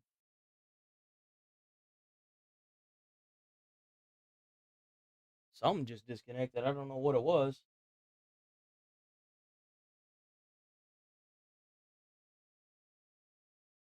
I don't know, that was weird. But, like, they come here because they know that they can have a kid and then they can't get deported, but that's not the case anymore. But you realize that these people, not when they get here, they don't have a Social Security card. They end up working for pennies on the dollar, and then they take the identity of somebody, and then they file for, like, you know, benefit like government benefits under like a false name. They take they steal your identity. They take out all kinds of debt and stuff. Like this has been recorded like everywhere. So like, come on, man. Arrests a month right now. Is that fast enough? What's your goal? You know, our goal is to get as many out safely as we can. That's one thing. The big thing for us is right now, like you said, that the fact that there's so many assaults and threats on ICE agents that we're having to move resources to make sure that the men and women are safe. But our goal is to remove as many as we can. You know, much like you just said, 70% of the people we have in custody have either committed a violent, serious crime or have pending charges. And that other 30%, they have been ordered lawfully deported by a judge, but many of them have criminal histories in their own countries. Yep. That wouldn't That's the whole reason why they went away from their own country. That's the reason right there. That they don't want to. They don't want to. They don't want to deal with that. You know what I'm saying? They don't want to deal with their own country's problems, so they move to a different country. Of course, that's why they do it. Of course, they're violent criminals. That's why they're able to go from having like criminal charges in another country and moving into a school system, getting a few charges, and still being able to be a what was it, like a superintendent making over $200,000 a year. Of course. On the FBI database. So they're wanted criminals from their home country.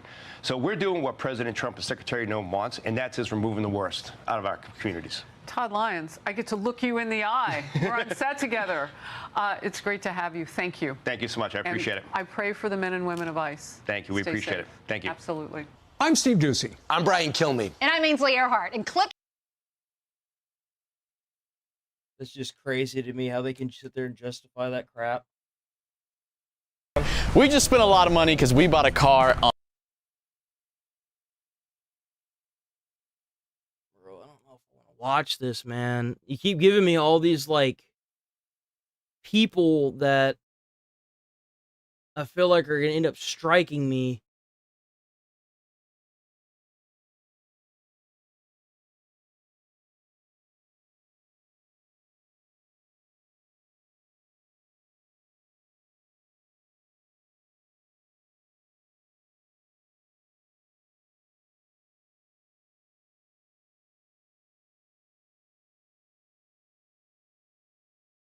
Yeah, but that's not going to stop the channel, the editor for the channel from striking me.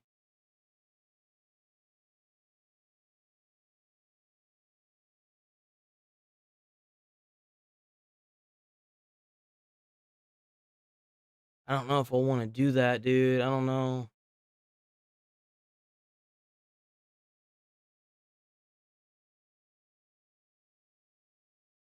What is this? Unspeakable Studios? Let me see. I mean, I would like. Let's see, Unspeakable Studios. What if I? Let me see. YouTube. Yeah, that's kind of what I'm thinking.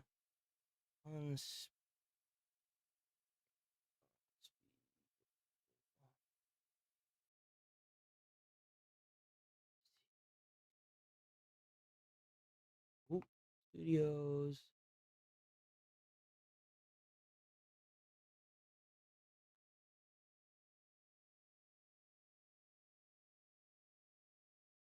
I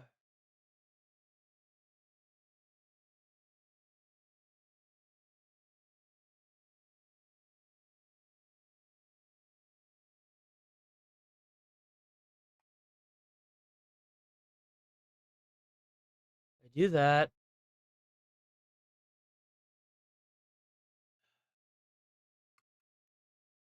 Cause this shit looks a lot like Mr. Beast.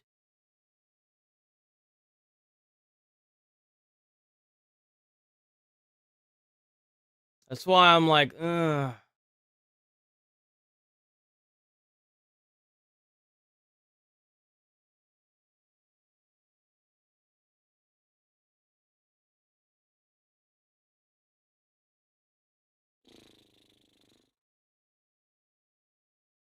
Now they got like 4 mil.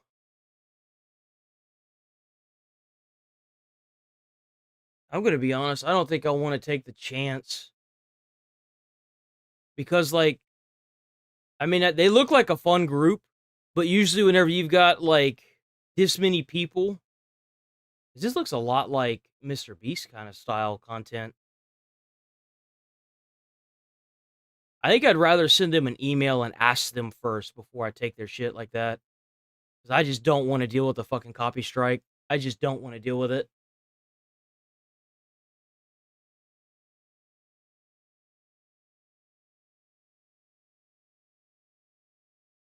Oh yeah, that's a fucking huge channel. Holy shit. That's all their stuff? Gabe, hide your children. Whoa. Hold on, killer.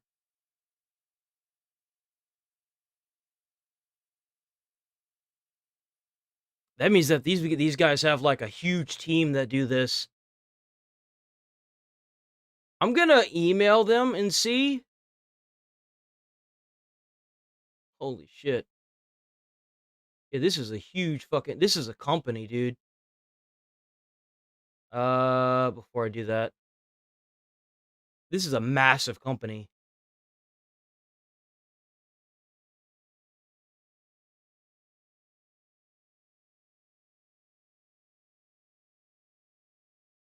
That's just a big ass fucking company.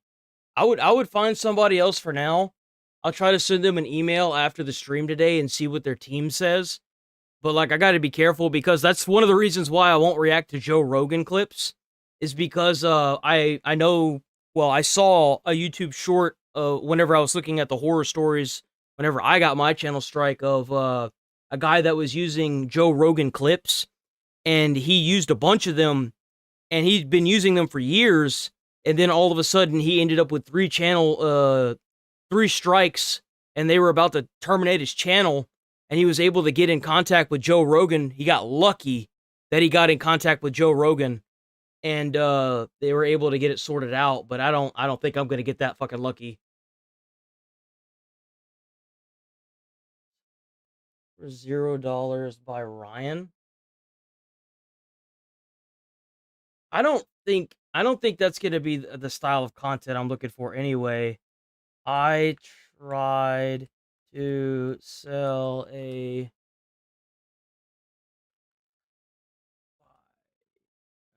yeah, there you go, that one.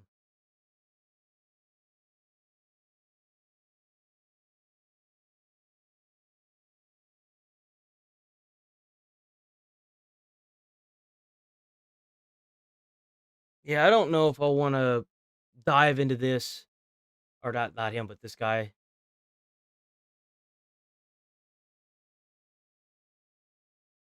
Try to stick to like news stuff or like new drama, stuff like that. Because like, I just feel like this is going to be asking for trouble. Even this guy, like, I know I haven't gotten a copyright from him yet, but like, that doesn't mean that I'm going to like keep watching all of his videos because I just don't want to take the chance. Do like,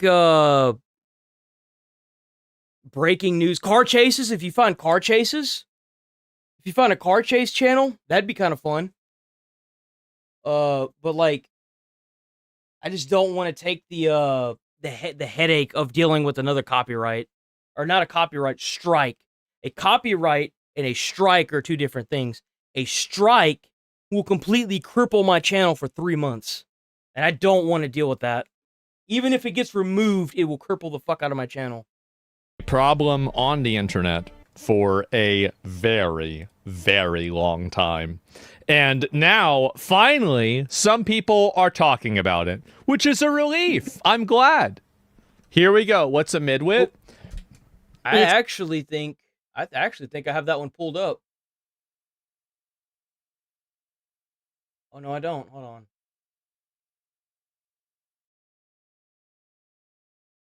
I did see that one this morning though. Where's it at? Here we go. Boop. Got him! Through the park. Oh my god, that's awful. We'll save this for the last few videos. What time is it? It's 10:25. Kill that. And then we got 4 videos of, we got a home invasion, we got the twins that are streaking people, we got the driving through a playground, and then that's it. So there we go. It's a derogatory insult to a person of about average intelligence who perceives themselves to be above average.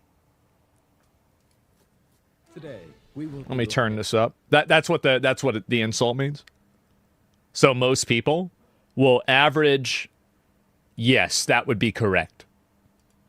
Today, we will be looking at the most obnoxious, unlikable, pretentious phenotype out there, the mid-witted pseudo-intellectual. Oh. I mean, they're literally what you would get if you took the actually meme and turned it into a literal person. And to clarify, Not fat for enough. those who don't know, a midwit is someone who's of average intelligence, and they think of themselves and present themselves as someone of higher intelligence. By the way, I've never said that I was smart on this channel. I'd like to point that out. Never said that I was smart. I've never said that. Never said that I was above average intelligence either. I'm just saying what everybody else is thinking, okay? That's all I'm saying.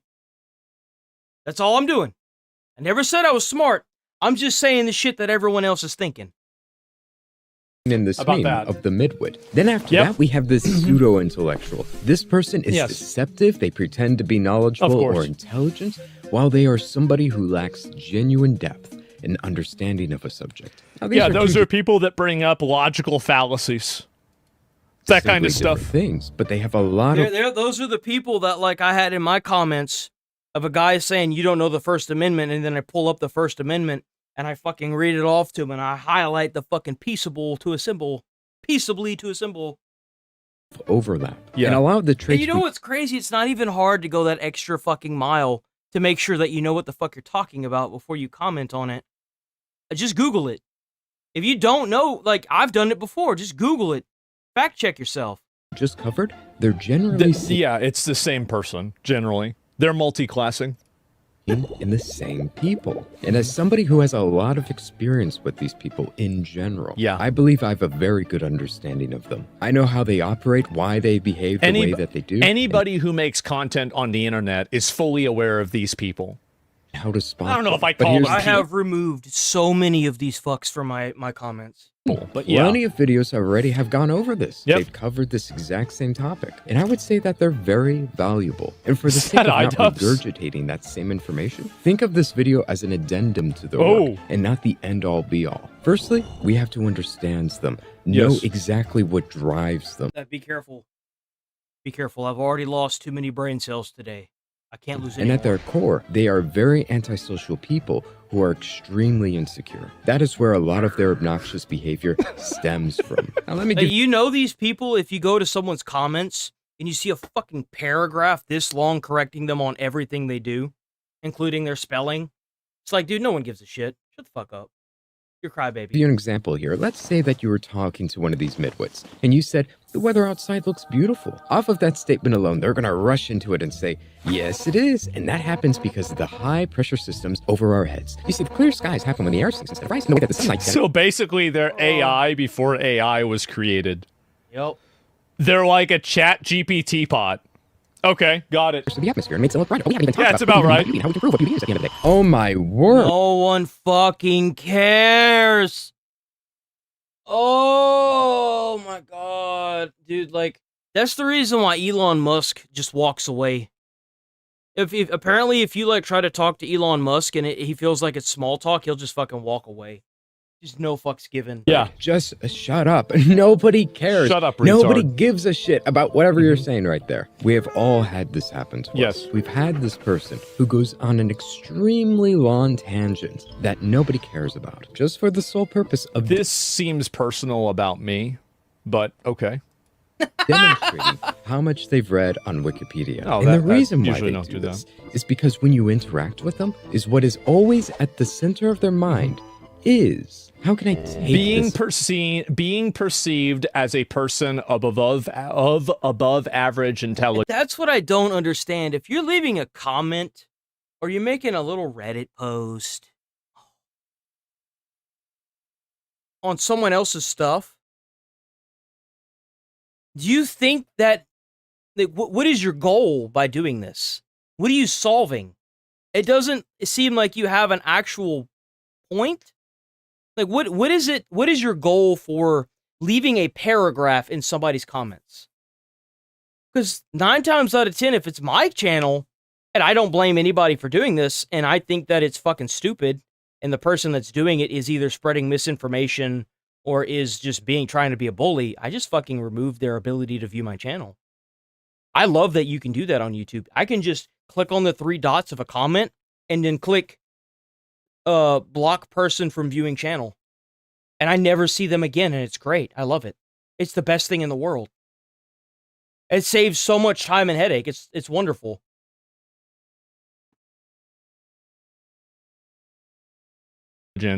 And being able to perform that in front of other people to make them think that you're superior to them. That's the reason why they do this. A lot of times you can also tell these people because they're grammar Nazis. I don't throw that word around lightly either. Like, they will... Like, I've had a couple of them on some of my channel, on some of my videos that are like, well, if you can't even spell this word right, then you shouldn't be talking about the topic, and that's not what it means. I didn't go to fucking 9th... I didn't go to... 9th grade, no. I didn't go to middle school, motherfucker. I was at home being abused by my fucking mother. And by the way, whenever I got into high school... I had some of the best grades in the entire fucking class. I ended up scoring like 3rd in the entire state of Texas on the math leap, or not leap, star test. So, like, piss off. You don't understand how frustrating that is for me. Like, oh my god, it's so irritating. So, like, I've got a huge chunk of my, like, middle school, like, all of it, that is just gone. I never went to middle school. And then I went to college, And like my GPA was like fucking super high. I think it was like 3 point something or another. I don't even know. But it was super fucking high, and I passed all my classes first go. So like, fuck off. Opportunity to show the people around me how smart and knowledgeable That's I right. am, which Yep. at the end of the day, That's is brought For me, me it's not even like whenever I see a comment like that, I'm just like, oh, I'm just gonna remove that. I don't really care because they're just some dumbass that doesn't know what they're talking about. Emphasis on not knowing what they're talking about.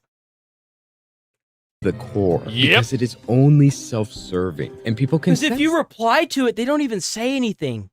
That's the crazy. Like you'll get some that try to argue with you, but for the most part, they won't even say anything.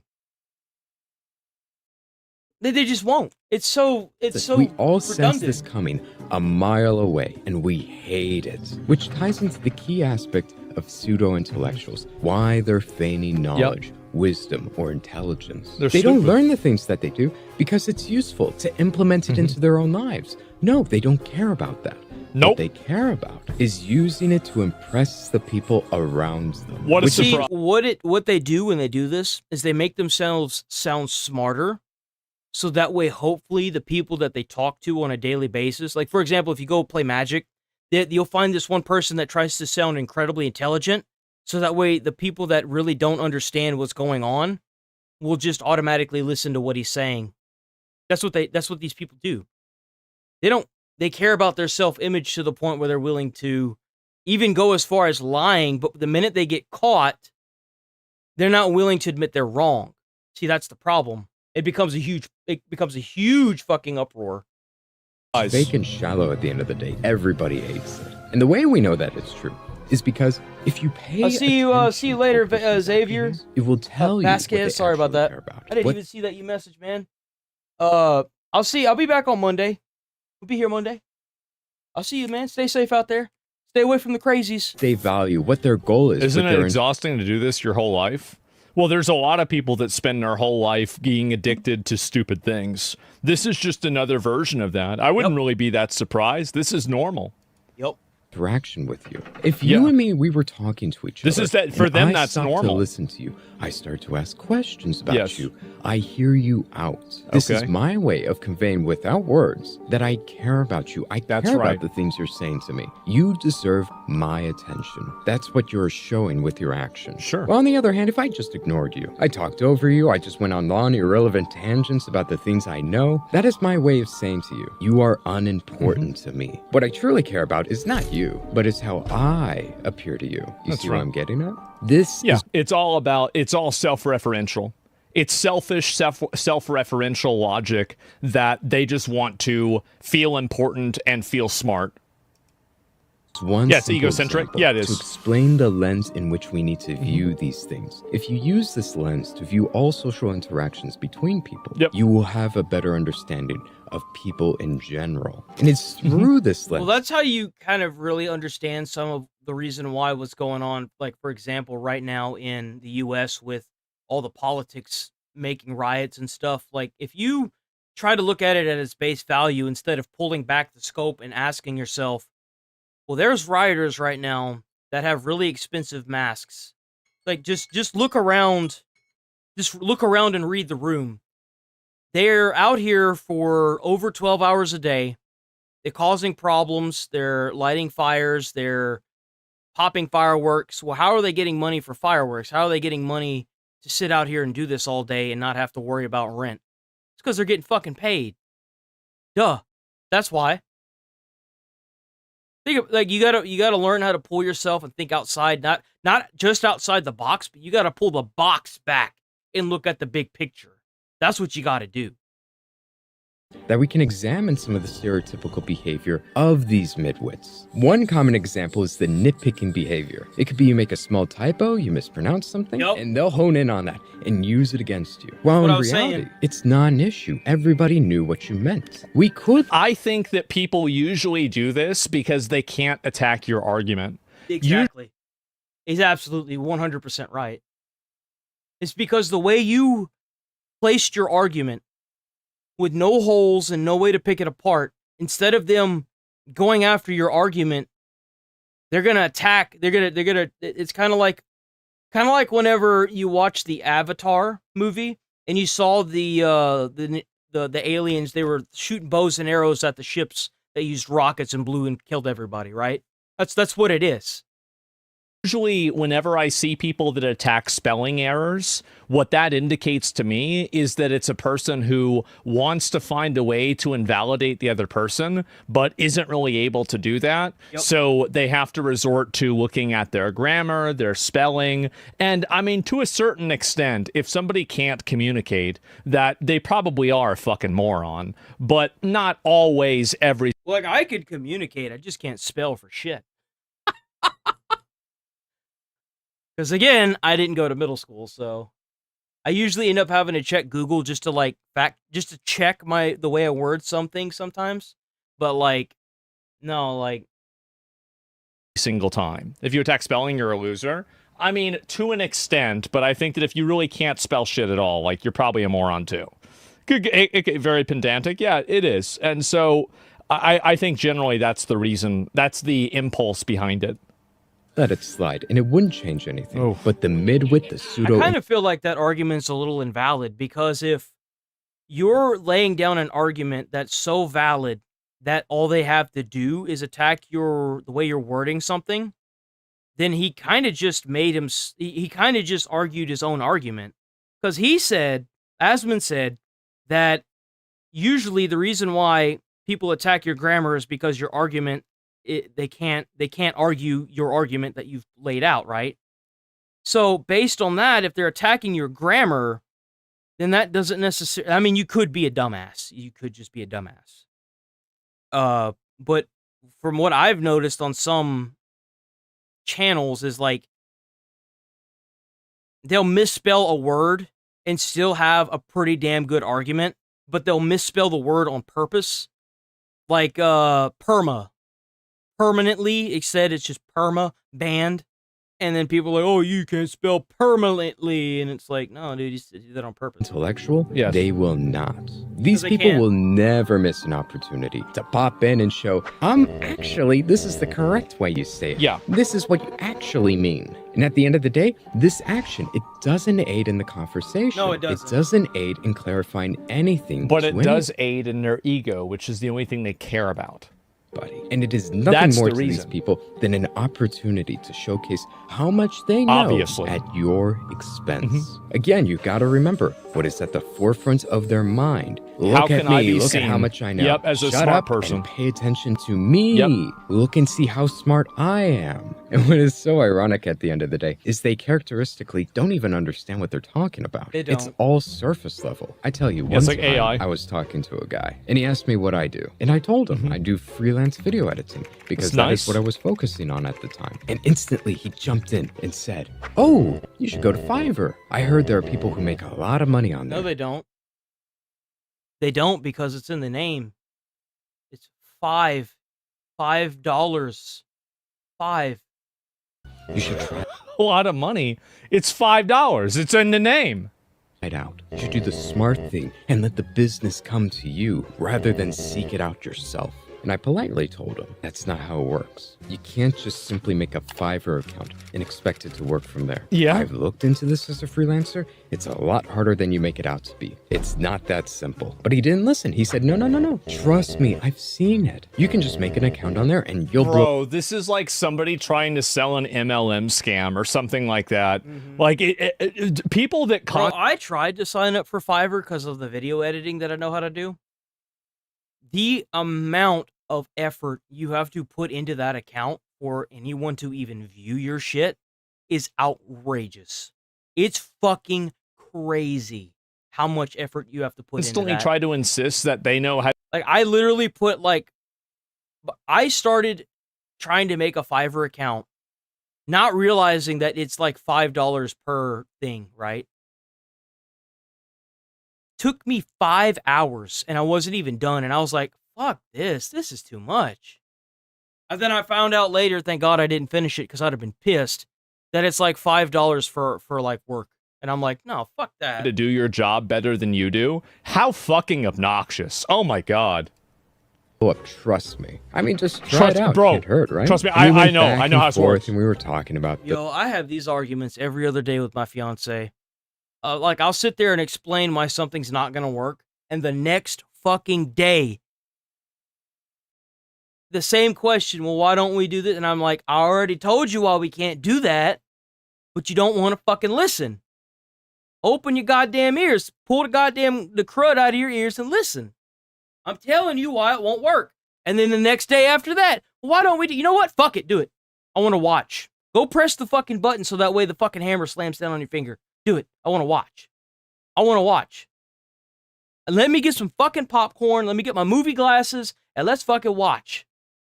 Shit. until I finally asked him. And that's the thing is you can't change the way people think and feel. You got to let them fail on their own. I've really learned that over the past 4 years. You cannot talk somebody out of doing something that you know is going to be bad for them. You have to let them do it and let them fucking fail flat on their fucking face. You have to. That's the only way they're ever going to learn.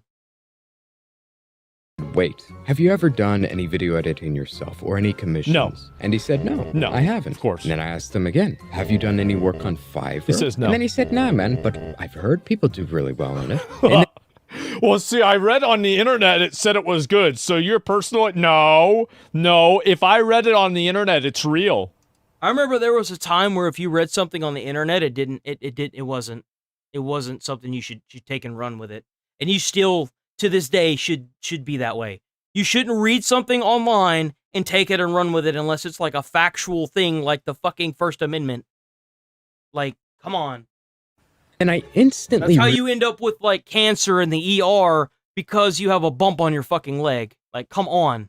Realized right at that moment, You know, it's I the wasted stats my game. whole Yeah. time talking Thinking to you this have fucking idiot who doesn't know anything he's talking about, who's telling me what I should do. And what's worse is if you stop to think about it, you realize Yeah. these people don't care about you at all. No, Again, they don't. all of this is performative. They don't give a shit about you.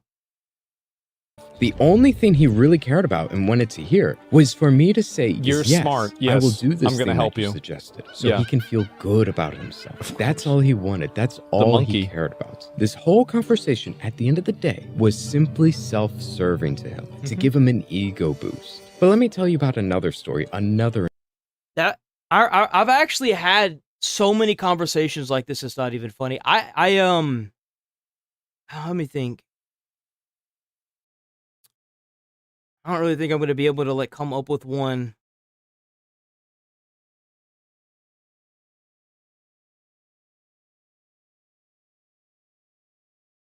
Okay, so for example, here's a firefighter one for you. So we have to check the SCBA packs every morning. It's the self-contained breathing apparatus. It's what firemen use to breathe inside a fire. And one of the guys that had just got hired, I don't know where the fuck he went to college for. I have no fucking clue, dude. Bro was fucking brain dead. I don't even know. I'm happy he wasn't on my shift. He was on my shift for like one day because someone called in. But so the bro like was trying to tell me how to do something with one of the packs, and I was like, I think it was no, you know what? It was so every pack has a oh my god, a pass device. It goes off whenever you're stationary for too long, and every pack has the SCBA like it has like two forms of pass device. That lets you know if there's a firefighter down. So like he's like, you got to press the double buttons on the side, but I looked at him and I was like, I wouldn't do that if I was you. And he's like, why not? And I was like, because if you do that, you're going to signal to the fire chief that there's a downed fireman. And he's like, do you know? Have you done it? And I was like, yeah, I've done it. And like, for example, if this guy, it's kind of crazy because you like, whenever you say that to somebody that's trying to give you some information. Now, I didn't do it because I already knew because I went to college. I actually like took really good like care of what I was doing whenever I was in college because I knew that once I got out, it was go time. It was time to so like I sat there and read both the books they gave us. They're thick ass fucking textbooks. I read them like 4 fucking times. And I wanted to know my shit. So like whenever you catch these people, like, for example, if this guy asked him if he had done Fiverr, and he said, like, this guy said, yes, I did Fiverr, it was shit, the conversation immediately gets cut off. It's like you break them. It's like you turned off the computer. It's the funnest thing, dude. It's so fun. It's so fun to watch their brain break. Because they just don't know what to say after that. It just quiets down. Interaction I had. I one time met this girl. And you know why? Because they know that what they're looking for, they're not going to find from you. They're not going to get that self-validation. That's why. So they find the next weakest person they can find and start filling their head with nonsense. Asked her, what are you going that's a to problem. college for? And she said photography. And then Okay. she told me what her whole plan was, to get hired by a big company and to do their marketing wow. for them. Wow, And for that's a everybody lot. who's into photography, I know you've heard this a billion times before. People tell you should become a freelance wedding photographer. You should start your own business. Sure. You'll make so much money. Just take pictures. You know, I know my fiance's mom did that for a while. There's a reason why she's not doing it anymore. Of people at their weddings. That's what you should do. Yeah, it makes but instead of sense. saying any of that, I stopped and said, I'm curious. Why are you interested in working for a corporation instead of doing freelance work like everybody says? Yeah, and sure. After that, she instantly lit up. She told me why. She went over the pros and cons of it. She talked about the negatives of doing freelance work rather than having a stable job at a company. Well, and you can see what the difference there is, right? Is like you're not imposing what you're saying on somebody else. You're not telling them what to do. You're not trying to like talk down to them or patronize them or. And before we move on from this video, there's a reason for that. How many jobs have you worked for where you're trying to do a task and a manager comes up to you, or even in school when you're trying to do something and a teacher comes over? No, teachers are a little bit different, depends on how condescending the teachers are. But like, it really kind of shines in work, so we'll stick to that. When you are at a job and you're not moving fast enough, and then some condescending dickhead comes over and tries to tell you, like a customer, for example, tries to tell you that you could do it faster if you do this, but you know for a fact that that's the way the company doesn't want you to do it because the company has its own reasons that you're not aware of. Even with management, that same thing happens. I've had that happen when I worked at Walmart, where somebody told me to do something that was my supervisor, and I said, no, I'm not doing that because the supervisor's above you, and the store, the corporation itself says in the handbook not to do this for X, Y, and Z reason. And it's like, but that condescension is kind of taught the more you work in just a normal menial job. It becomes kind of like second nature. You're so used to hearing it yourself that you don't even think about it when you do it to others. Like, that's how common it is. That's the reason why these people do this, is because they're so used to it themselves. It's kind of like a bully is a bully to a child because they have someone in their life that's bullying them. It's just like that. That's where they learn it from. I'm going to use the bathroom and we're going to watch these police videos.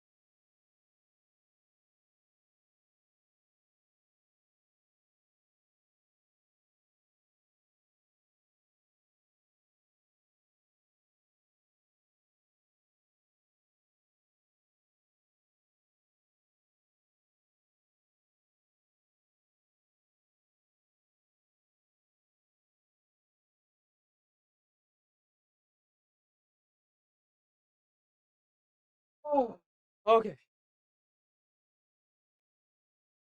I'd have to pull up my college GPA. I think it was a 3.75. It was really high. I got like A's in most of the classes. And I didn't take a whole bunch. It was just EMT and the fire academy. So like it's not like I was doing all kinds of crazy math and whatever. So it was pretty high in my GPA. Something like that, you should rather than I should. Yeah, like it just ask you. And also, like, by the way, this is something that's in general true. Whenever you're having a conversation with some. Okay, let's see.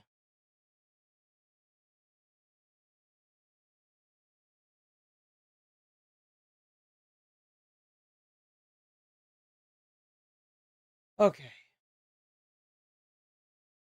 We're gonna watch this one first, because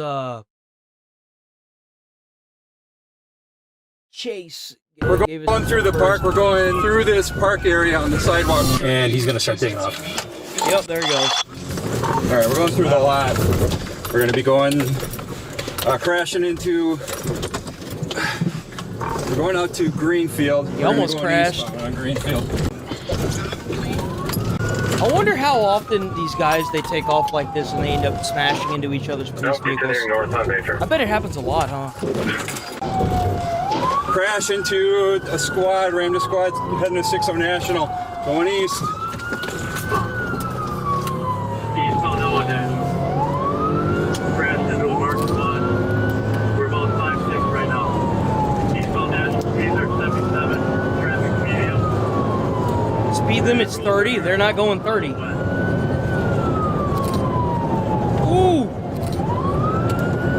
Still eastbound on National. We're doing about 75 miles an hour. Damn! Oncoming traffic right now.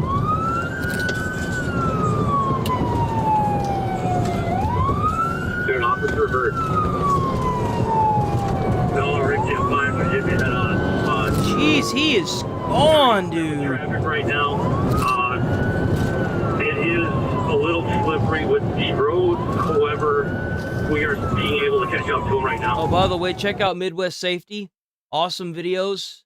Great content. Check them out, please. Send them all the love and care in the world. We're now eastbound on Pierce. Eastbound on Pierce. Link will be down in the description with the video, so check them out. He's going northbound now on 27. Northbound on 27. Ooh, they almost got hit.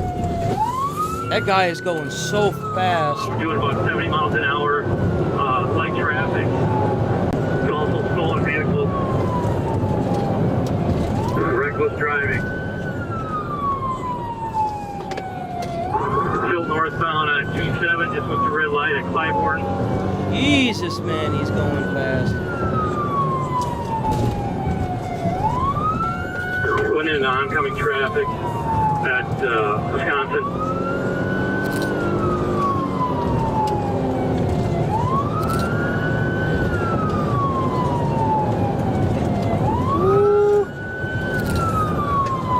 Going in oncoming traffic again, and I think it's Wells. Still northbound though on 27. Oh, sorry, that was. It looked disabled. I'm kind of surprised this guy got caught, honestly. The way he's driving? The front end damage should be moderate. Negative. No front end. There's damage, but he's still moving pretty good. We're passing 240 eastbound.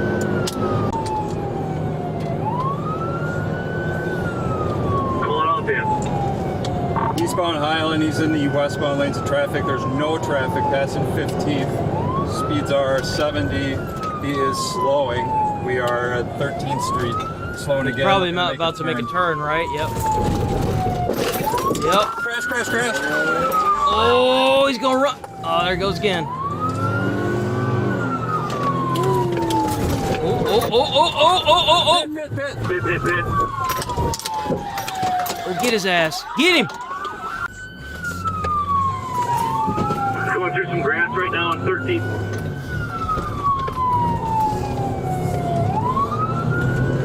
Damn, he's still going. Northbound 14th. Nope. Is he like We're going through the park. We're going. Bro, he's going in a north, park. What would be 15th through this park area on the sidewalk. See, what you got to do with this kind of person, you gotta grab them, and once you put them in jail, you don't ever let them out. Because the last thing you need is somebody to go driving through a park and run down a school of kitties, like a school of fish, but instead they're kids. Milwaukee, you can throw 6. I appreciate it. Hit a mark 1.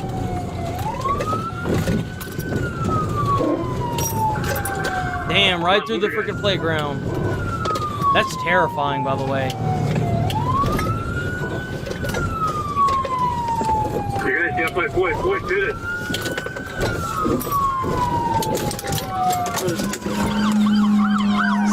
Oh, he's stuck on the rocks. He's not going anywhere now.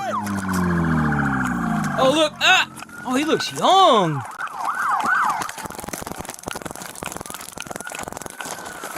Well, it sounds like they tried to tase him. Get on the fucking ground now, or you might be shot. Get on the ground. I don't know why some police officers say that. You guys ain't gonna shoot him. Y'all ain't ready for the whirlwind of BS that's gonna happen after that.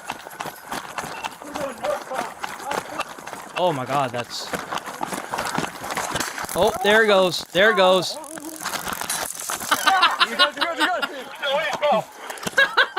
We got him. He's in custody. God damn, they was on that boy too. There must have been like 5 of them.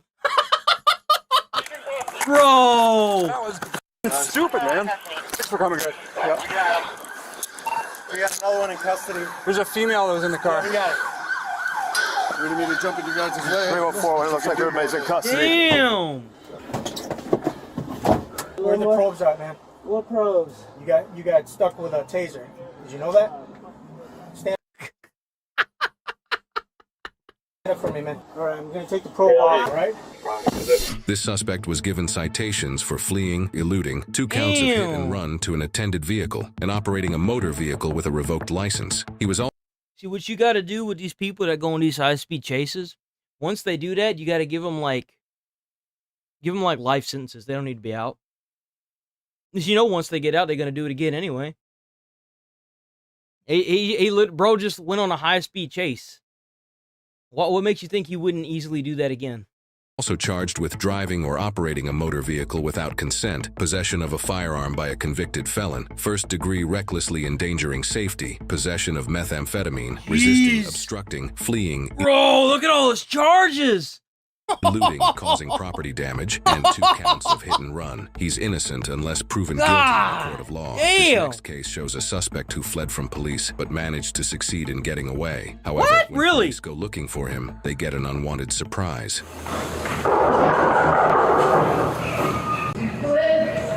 That's crazy. That's crazy. It's probably going to be split up in 2 videos, so check it out. Midwest Safety. Go check them out. Sheriff's office. Hey, this person got away. How you doing? Fine. Is Sylvester here? No, sir. We got told he was here. He's not here. You can come in here and see if you want. Can we? Does he usually stay here? Has he been here today? He came by and bought me a soda and he left. I don't know where he went. Where did the puppy go? Oh, there it is. Look at that little dog. It's okay, buddy. He's scared. Where does he stay at? You don't know? No, I don't know where he's staying at. You don't know where he's at? No, sir. You could help us out if you did. You know. Yeah, I'll wait up here if I knew where he was at. I don't know where he is. Well, I appreciate it. You're welcome. Thank you. The exact moment officers walk out the door, they see a person matching the suspect's description down the hall. Oh! They got him.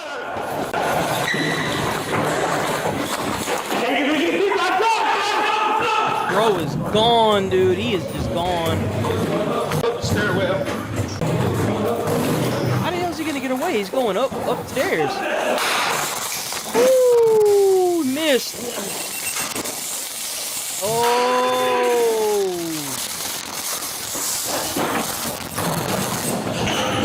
Damn, he is flying down them damn stairs, bro. God damn. He's like, no, not today, son.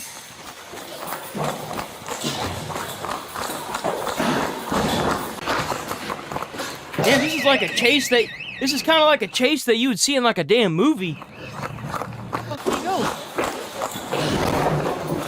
Out the back door.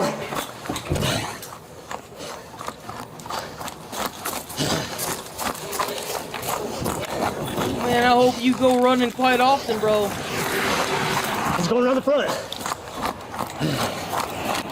Oh, he's winded, dude. That's it. Hey, come here. Come here. Get down. Oh, they got him. How'd he get away? Get down. You good? You good? Watch this. How the hell did he get away? Give me your hands. Oh, God. Hey. You got my hand, man. We're 1095. They just pulled multiple times. Get up. Take my phone, please. We got him. Is he inside? They're so winded. Hang on my phone, This please. is why you can't have fat police officers, man. How's a fat person supposed to be able to get? Now I've seen some fat people put on some bunker gear and do some good shit. Okay, but when you gotta run, bro, like I feel like if me as a firefighter, I had to do 1.5 miles in under 13 minutes. I feel like police officers should be forced to do like almost 2 miles in like 20 minutes or so. No, that's not reasonable. So 13. If they 1.5 miles in under 13, so if they packed on like, so maybe 16 minutes? I'd say 16 or 17. Because it's only like an extra like 0.5. So. You get it right here. Come on. How y'all trying to help me though? What do you say? What do you stop? We said stop. Stop. You say stop. Hang on my phone, please. Nope. Why? Because I ran? Yeah, that's disrespectful. No, I had a gun pulled out on me on the traffic stop. Okay, we didn't pull a gun on you. I don't know who it was, sir. All right, have a seat, right? I just know it was Sam, sir. Have a seat. How you blame me for that? You see all them police officers down in that Wade, man. Come on. Can't get my phone, There's please. so many police officers there. That man ain't gonna give me my phone, man. Excuse me, sir. Excuse me, sir. What? No disrespect. I just want to let you understand where I'm coming from. I hear you. But You got felonies. What kind of felonies? Yeah, you got felonies. How? You got 2 felonies. Hey, Sarge! Hey, Sarge! Hey, Sarge! Hey, say Sarge! How's this man get away? How's he get away? Say Sarge, y'all. I just be scared. You see what I'm saying? This suspect was charged for his actions in the body cam footage, as well as his original incident where he fled from police in a vehicle. He was charged with 4 counts of obstruction. Oh! He got away, and this was them going to collect his ass. That's what's going on. That's what's going on. He didn't get away this time. He had already gotten away. Damn! Warrant, felony fleeing, eluding, failure to obey traffic regulations, possession of methamphetamine, Bro, he's cooked. reckless driving, and hit and run. He is innocent. We had already had felonies, and now he's got more felonies. Unless proven guilty in a court of law. Did you know that when a suspect decides to run, the Bro, W video. environment itself can also become a weapon? In one case, it's the roar of the engine racing down the street, slamming into pedestrians. Right. Hey, here we go. Here's another one. At Illinois are called about a home Check out invasion. Midwest Safety, bro. Their videos are freaking beast mode. Beast mode videos.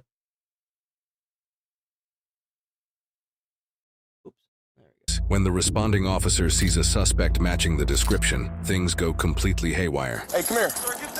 Come here. Oh, he's running. 21 to front guy.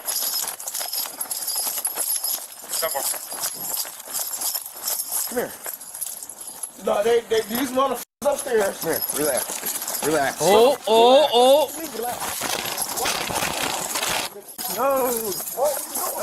Home invasion call leads to complete chaos. Bro, how did... So these police officers both walked up to grab this guy and both their body cams fell off. What the hell are those things held up there by? Like fucking string? We live here. We live here. Who broke into the house? I live here. I live here. Relax. I live here. I called y'all. I called you. Why are you running from me? You better knock that off. You better knock it off. I live here. I'm over here trying to do my job. I told you to come here. What did you do? Oh my God. Bro just stirred up the bee's nest. Holy shit. What did you do? I told you to come here. I can't stand you, motherfucker. We don't need y'all over here. Yeah, I can't stand motherfuckers like you. Baby! You're not going to jail. You're not going to jail. You a bitch for that. You a bitch. You should have came here when I told you to. I ain't got to. Yeah, you do. Yeah, you do. No, I don't. You don't. Nigga, I got right. I told you to come here. Can you leave? We don't need you here. Right here saying nothing. We ain't did nothing, so can y'all leave? No. For the see what happens. Yeah, seriously, those cops need to get out of there. For real. Like, obviously, you're not de-escalating the situation by fucking leaving. You've already stirred this man up. I get that it is a misunderstanding. Obviously, he stirred up. Why don't y'all leave? It seems like the only one here out of all 5 of these fucking people is her. She's the only one making sense here. Why are you still standing here? Leave. Put your finger in my face and see what happens. Well, you need to call your white shirt, because you know what? Y'all getting aggressive. Yeah. Baby! Stop grabbing me. You're not going to jail. I'm not letting you go to jail. We ain't gotta go. I ain't going to jail. You a bitch. No, I ain't going nowhere. I live right here. Oh! Stop yelling me and stop talking to me like that. Try to listen to her. I can talk all the way I want to. He's walking away. Fifth Amendment. He's a bitch. I can call him all I want. Let me ask you to cooperate so we can. You know what he should have done? What he should have done is he should have got his name and badge number and sued the shit out of the department. Now, he's making it way worse on himself by doing this, but I understand his frustration. It happens. I get it. But, like, bro, you got to calm down because you could make so much money out of this. You should have said that before that. What are we? No. What are we going to? No, talk to him. Are we going to argue to we're blue, or what are we looking to do here? No, your officer. Okay. He's a bitch.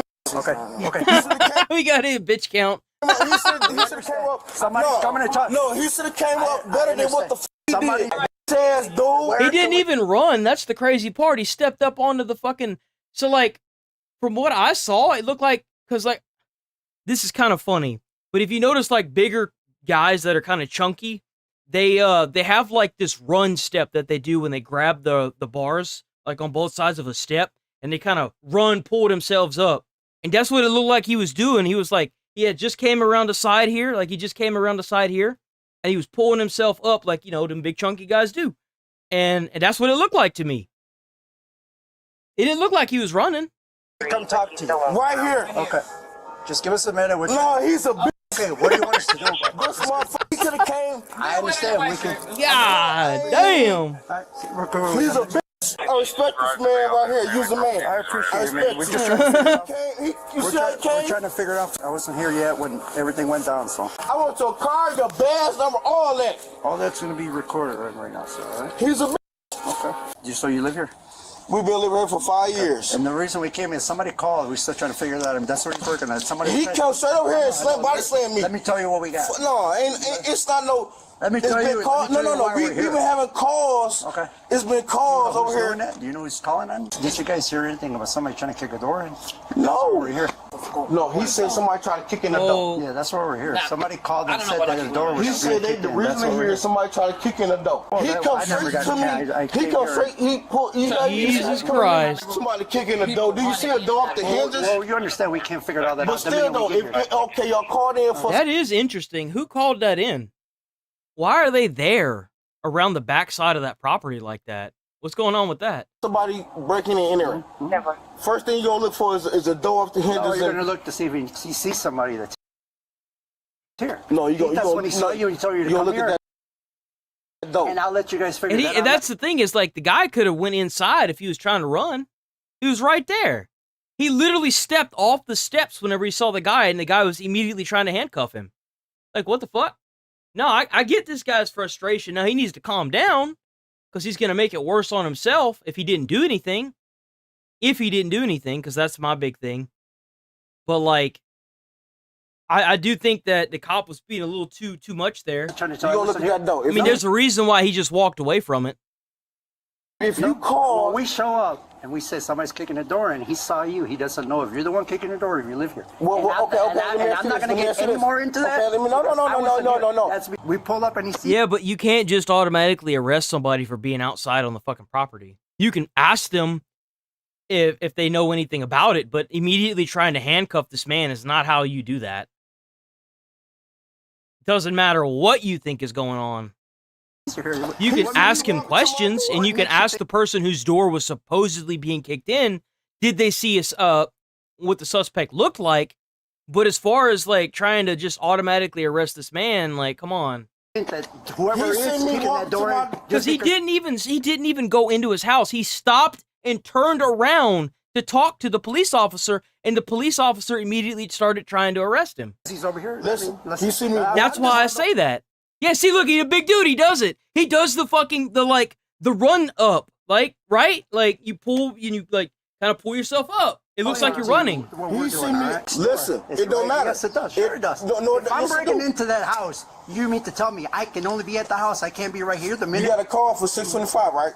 I think that's what, yeah, it says right here. Right next door. No, just answer my question. Whoever is breaking into a house. He's not trying to... No, be quiet. Yeah. You got customer 625. Yeah. There's 627. Yeah. If you just see me walking in my house. Yeah, that doesn't mean it's right next door. That don't mean you gotta come tackle me. You don't got nothing to do with 627. It is literally 15 feet. It don't matter. Literally 15 feet from the house. It doesn't matter. Did he try to communicate with you? No, it doesn't matter. You got a call. That's where I'm just telling you. Okay, 625. And I completely understand where this man is coming from too. Cause like, you do realize that this officer literally just walked over and immediately tried to arrest somebody with no fucking, like, just because he was in the area. So now you're gonna start arresting, like, homeless people outside on the sidewalk because of a bank robbery? Like, let's think about what you're saying here. You can't just walk up and start arresting somebody. That's not how it works, man. You have no description of what the guy looks like that was supposedly breaking down a door. Like, there's nothing. You got a call for 625. 15 feet that way. Okay, the door get kicked in. That's what the call is, yeah. 625. Mm-hmm. You see me walking in my door. Did he try to communicate with you? At 620. No. He did. He did try to communicate, but he did so while trying to arrest him. Because the guy turned around and was like, yeah, sure. Hey, you know? Come here. This is 627. Ah, see, there it is. That's what he was saying. No, we going off address. I'm going off what was said. We going off addresses. Okay, yeah, but like he still didn't go inside the house. Like that's kind of my thing. Is like, I was called to 625. Right. You see me walking in my house. You come and these motherfuckers upstairs. Here, relax. Yeah, look. Yeah. Hey, come here. Come here. See, look, he didn't run. He's right there. He's right there. Where's he gonna go? He's right there, bro. No, these motherfuckers upstairs. Here, relax. Relax. God damn. Yeah, no, you can't just do that. What's wrong with you? He's coming over here to talk to you. I don't want to talk. Just listen for a second. I know it's hard, but he's coming over in a minute. Hey, 625. Y'all got a call for 625. This makes no sense. He just told him 627, bro. Okay, whatever the call is on the computer. Whatever the call is on the computer. Oh my God, he just told him 627. Whatever the call is on the computer. He just told the white shirt 627, man. I told you 3 times already. You said 625, right? Yes, but I could be wrong. Listen, man. It's those. Whatever the call is on the computer. Never talking about recording. It ain't no recording. Yes, it is. Everything's recorded and documented. Y'all was supposed to be coming at 625, right? Listen, I'm telling you. I did tell you 625, but if it's 627, we're going to 627. I hate to say it, but it don't look good for the police department regardless. Because the thing is like, if you don't have a description of what the guy looks like, and he was just like, I don't know, he could just come up with some bullshit. Like, he could have been the guy breaking down the door, for sure. He could have been. Sure, let's say he was. He could come up with some stupid story because the thing is that the people who claim their door is being kicked in don't have a description of what the guy looks like, unless we haven't gotten to that yet. But based on if this was just the information going off of, this could be really bad for the police department because he could just be like, yeah, I was trying to get something outside, and then it could have been like, I went to the shed I closed the shit up and then I walked back and then some damn cop was trying to like do whatever, right? Because it don't look good.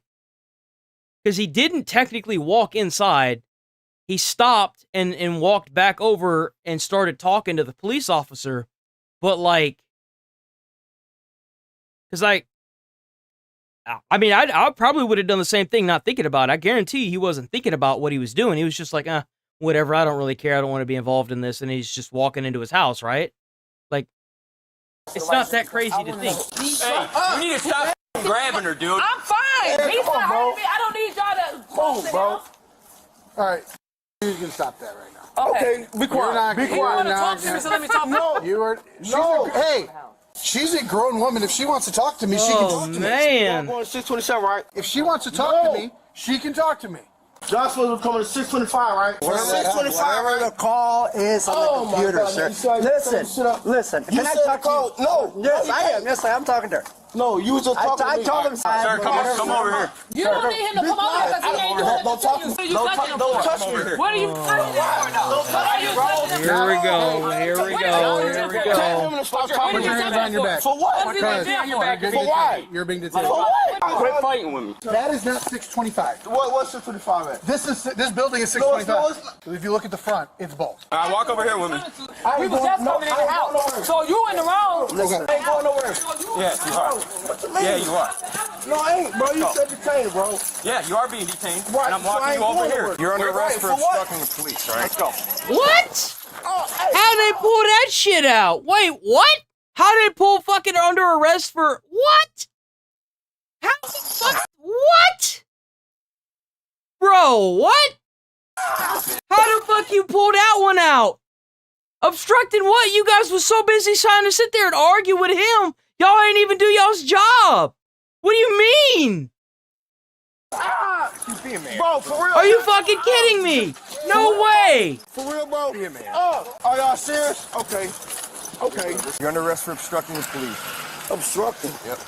Obstructing what? What the fuck? They really fucking arrested this man for obstructing? He didn't even do nothing. How? Y'all guys sat there and kept antagonizing him. What the fuck? Police. How? You want me to spell it for you? Are y'all serious? Y'all just came and get me off my property. Are y'all serious, bro? Are y'all serious? Obstruction. No fucking way. They arrested me for obstruction, right? Obstructing what? What is there to obstruct? Y'all fucking went into his fucking domain. What? Go ahead and get in the car. Bro. Oh my god, no way, man. I don't need that. Okay. I don't need that. All right. What the fuck? What though? Like y'all What? lying ass bitch. Why you lying? Man, I hope he sues the shit out of this department. There ain't no way. Hey, you a lying bitch. All right, but look, here's the deal, man. Right now, you're just receiving one charge of obstructing. They still gonna charge. He didn't even do anything. Okay. I live here. So he mad. Listen, brother. I'm gonna explain to you. I don't even want to talk, bro. All right. Yeah, there's nothing that you're gonna say that's gonna justify him being detained and arrested for fucking obstruction. Ain't no fucking way. So how am I going to jail from my home? So we got a call for service. What? Okay. 625. I live at 627. It don't matter. We got a call of a home invasion in progress. 625. He told me. Okay. But the thing is, when we're investigating it and we tell you to do something and you refuse to do so, that ain't what y'all told me. That ain't what y'all told me. That ain't what you told me, bro. He didn't come to me. Bro was just walking outside of his fucking property. How's that obstruction? What? Bro, here's the thing, even if he had witnessed someone breaking into a home, he doesn't have to fucking say shit. He doesn't have to say a goddamn thing. Home invasion? Well, either way, we're still investigating a crime. If y'all came to a home invasion, y'all would have shot the shit out of me, bro. Here's the deal, dude. You're gonna be out in like 25 minutes. Okay? It doesn't matter. He's still gonna have a fucking arrest on record, asshole. He's gonna be fucking charged. It doesn't matter how long he's gonna be there. He's gonna be fucking charged with a goddamn thing. All y'all badge numbers, bro. I'll write them down for you. I hope he sued the shit out of this department. That's some dog shit. I want that because he called. Look, this how he pull up. This how he pull up. White dude, he pull up. Bro, ain't no fucking way. That pisses me off. He's not gonna be able to get a federal fucking job because of that garbage, dude. That's fucking trash. Obstruction, man. Fuck off.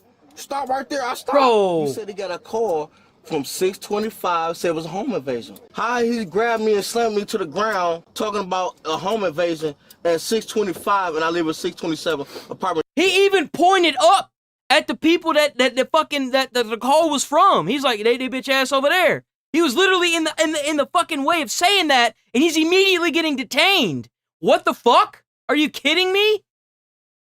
And now he's being charged with obstruction? Bro didn't do shit.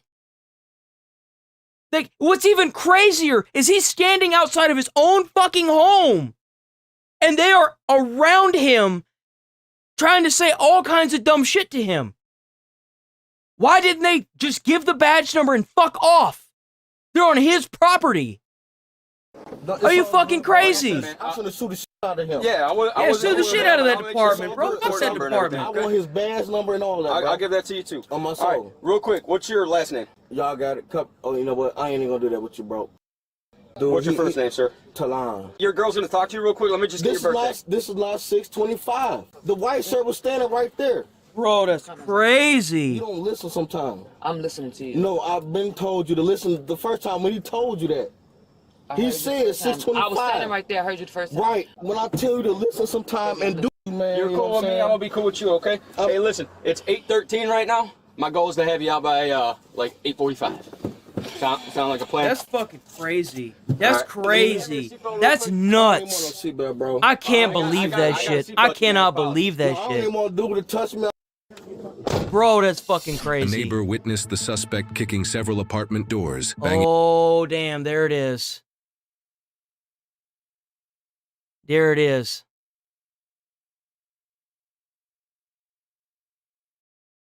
I hate to say this. I really do. But that doesn't justify what happened to this. See, this guy literally got arrested and charged with obstruction.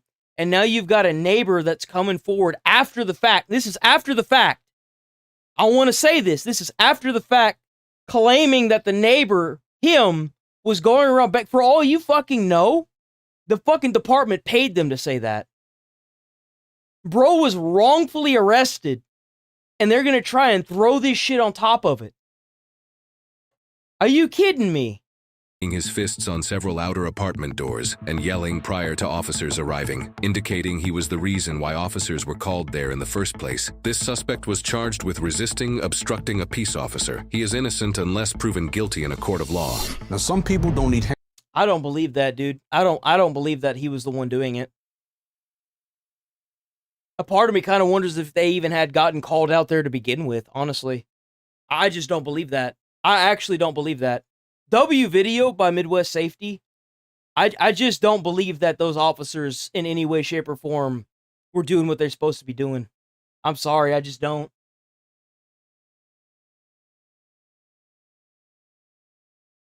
Yeah, like these are the kind of cops that make stuff look bad for others. Because like, it's crazy that this man got arrested first, and then they found out that he was the one, right? Come on, man. Come on. You're trying to make a really bad looking situation seem like it's okay. But at the end of the day, his rights were violated prior to this. So I think he still has the ability to sue the shit out of that department. To be quite frank, he should try. Because he was arrested prior to them figuring out that it was him.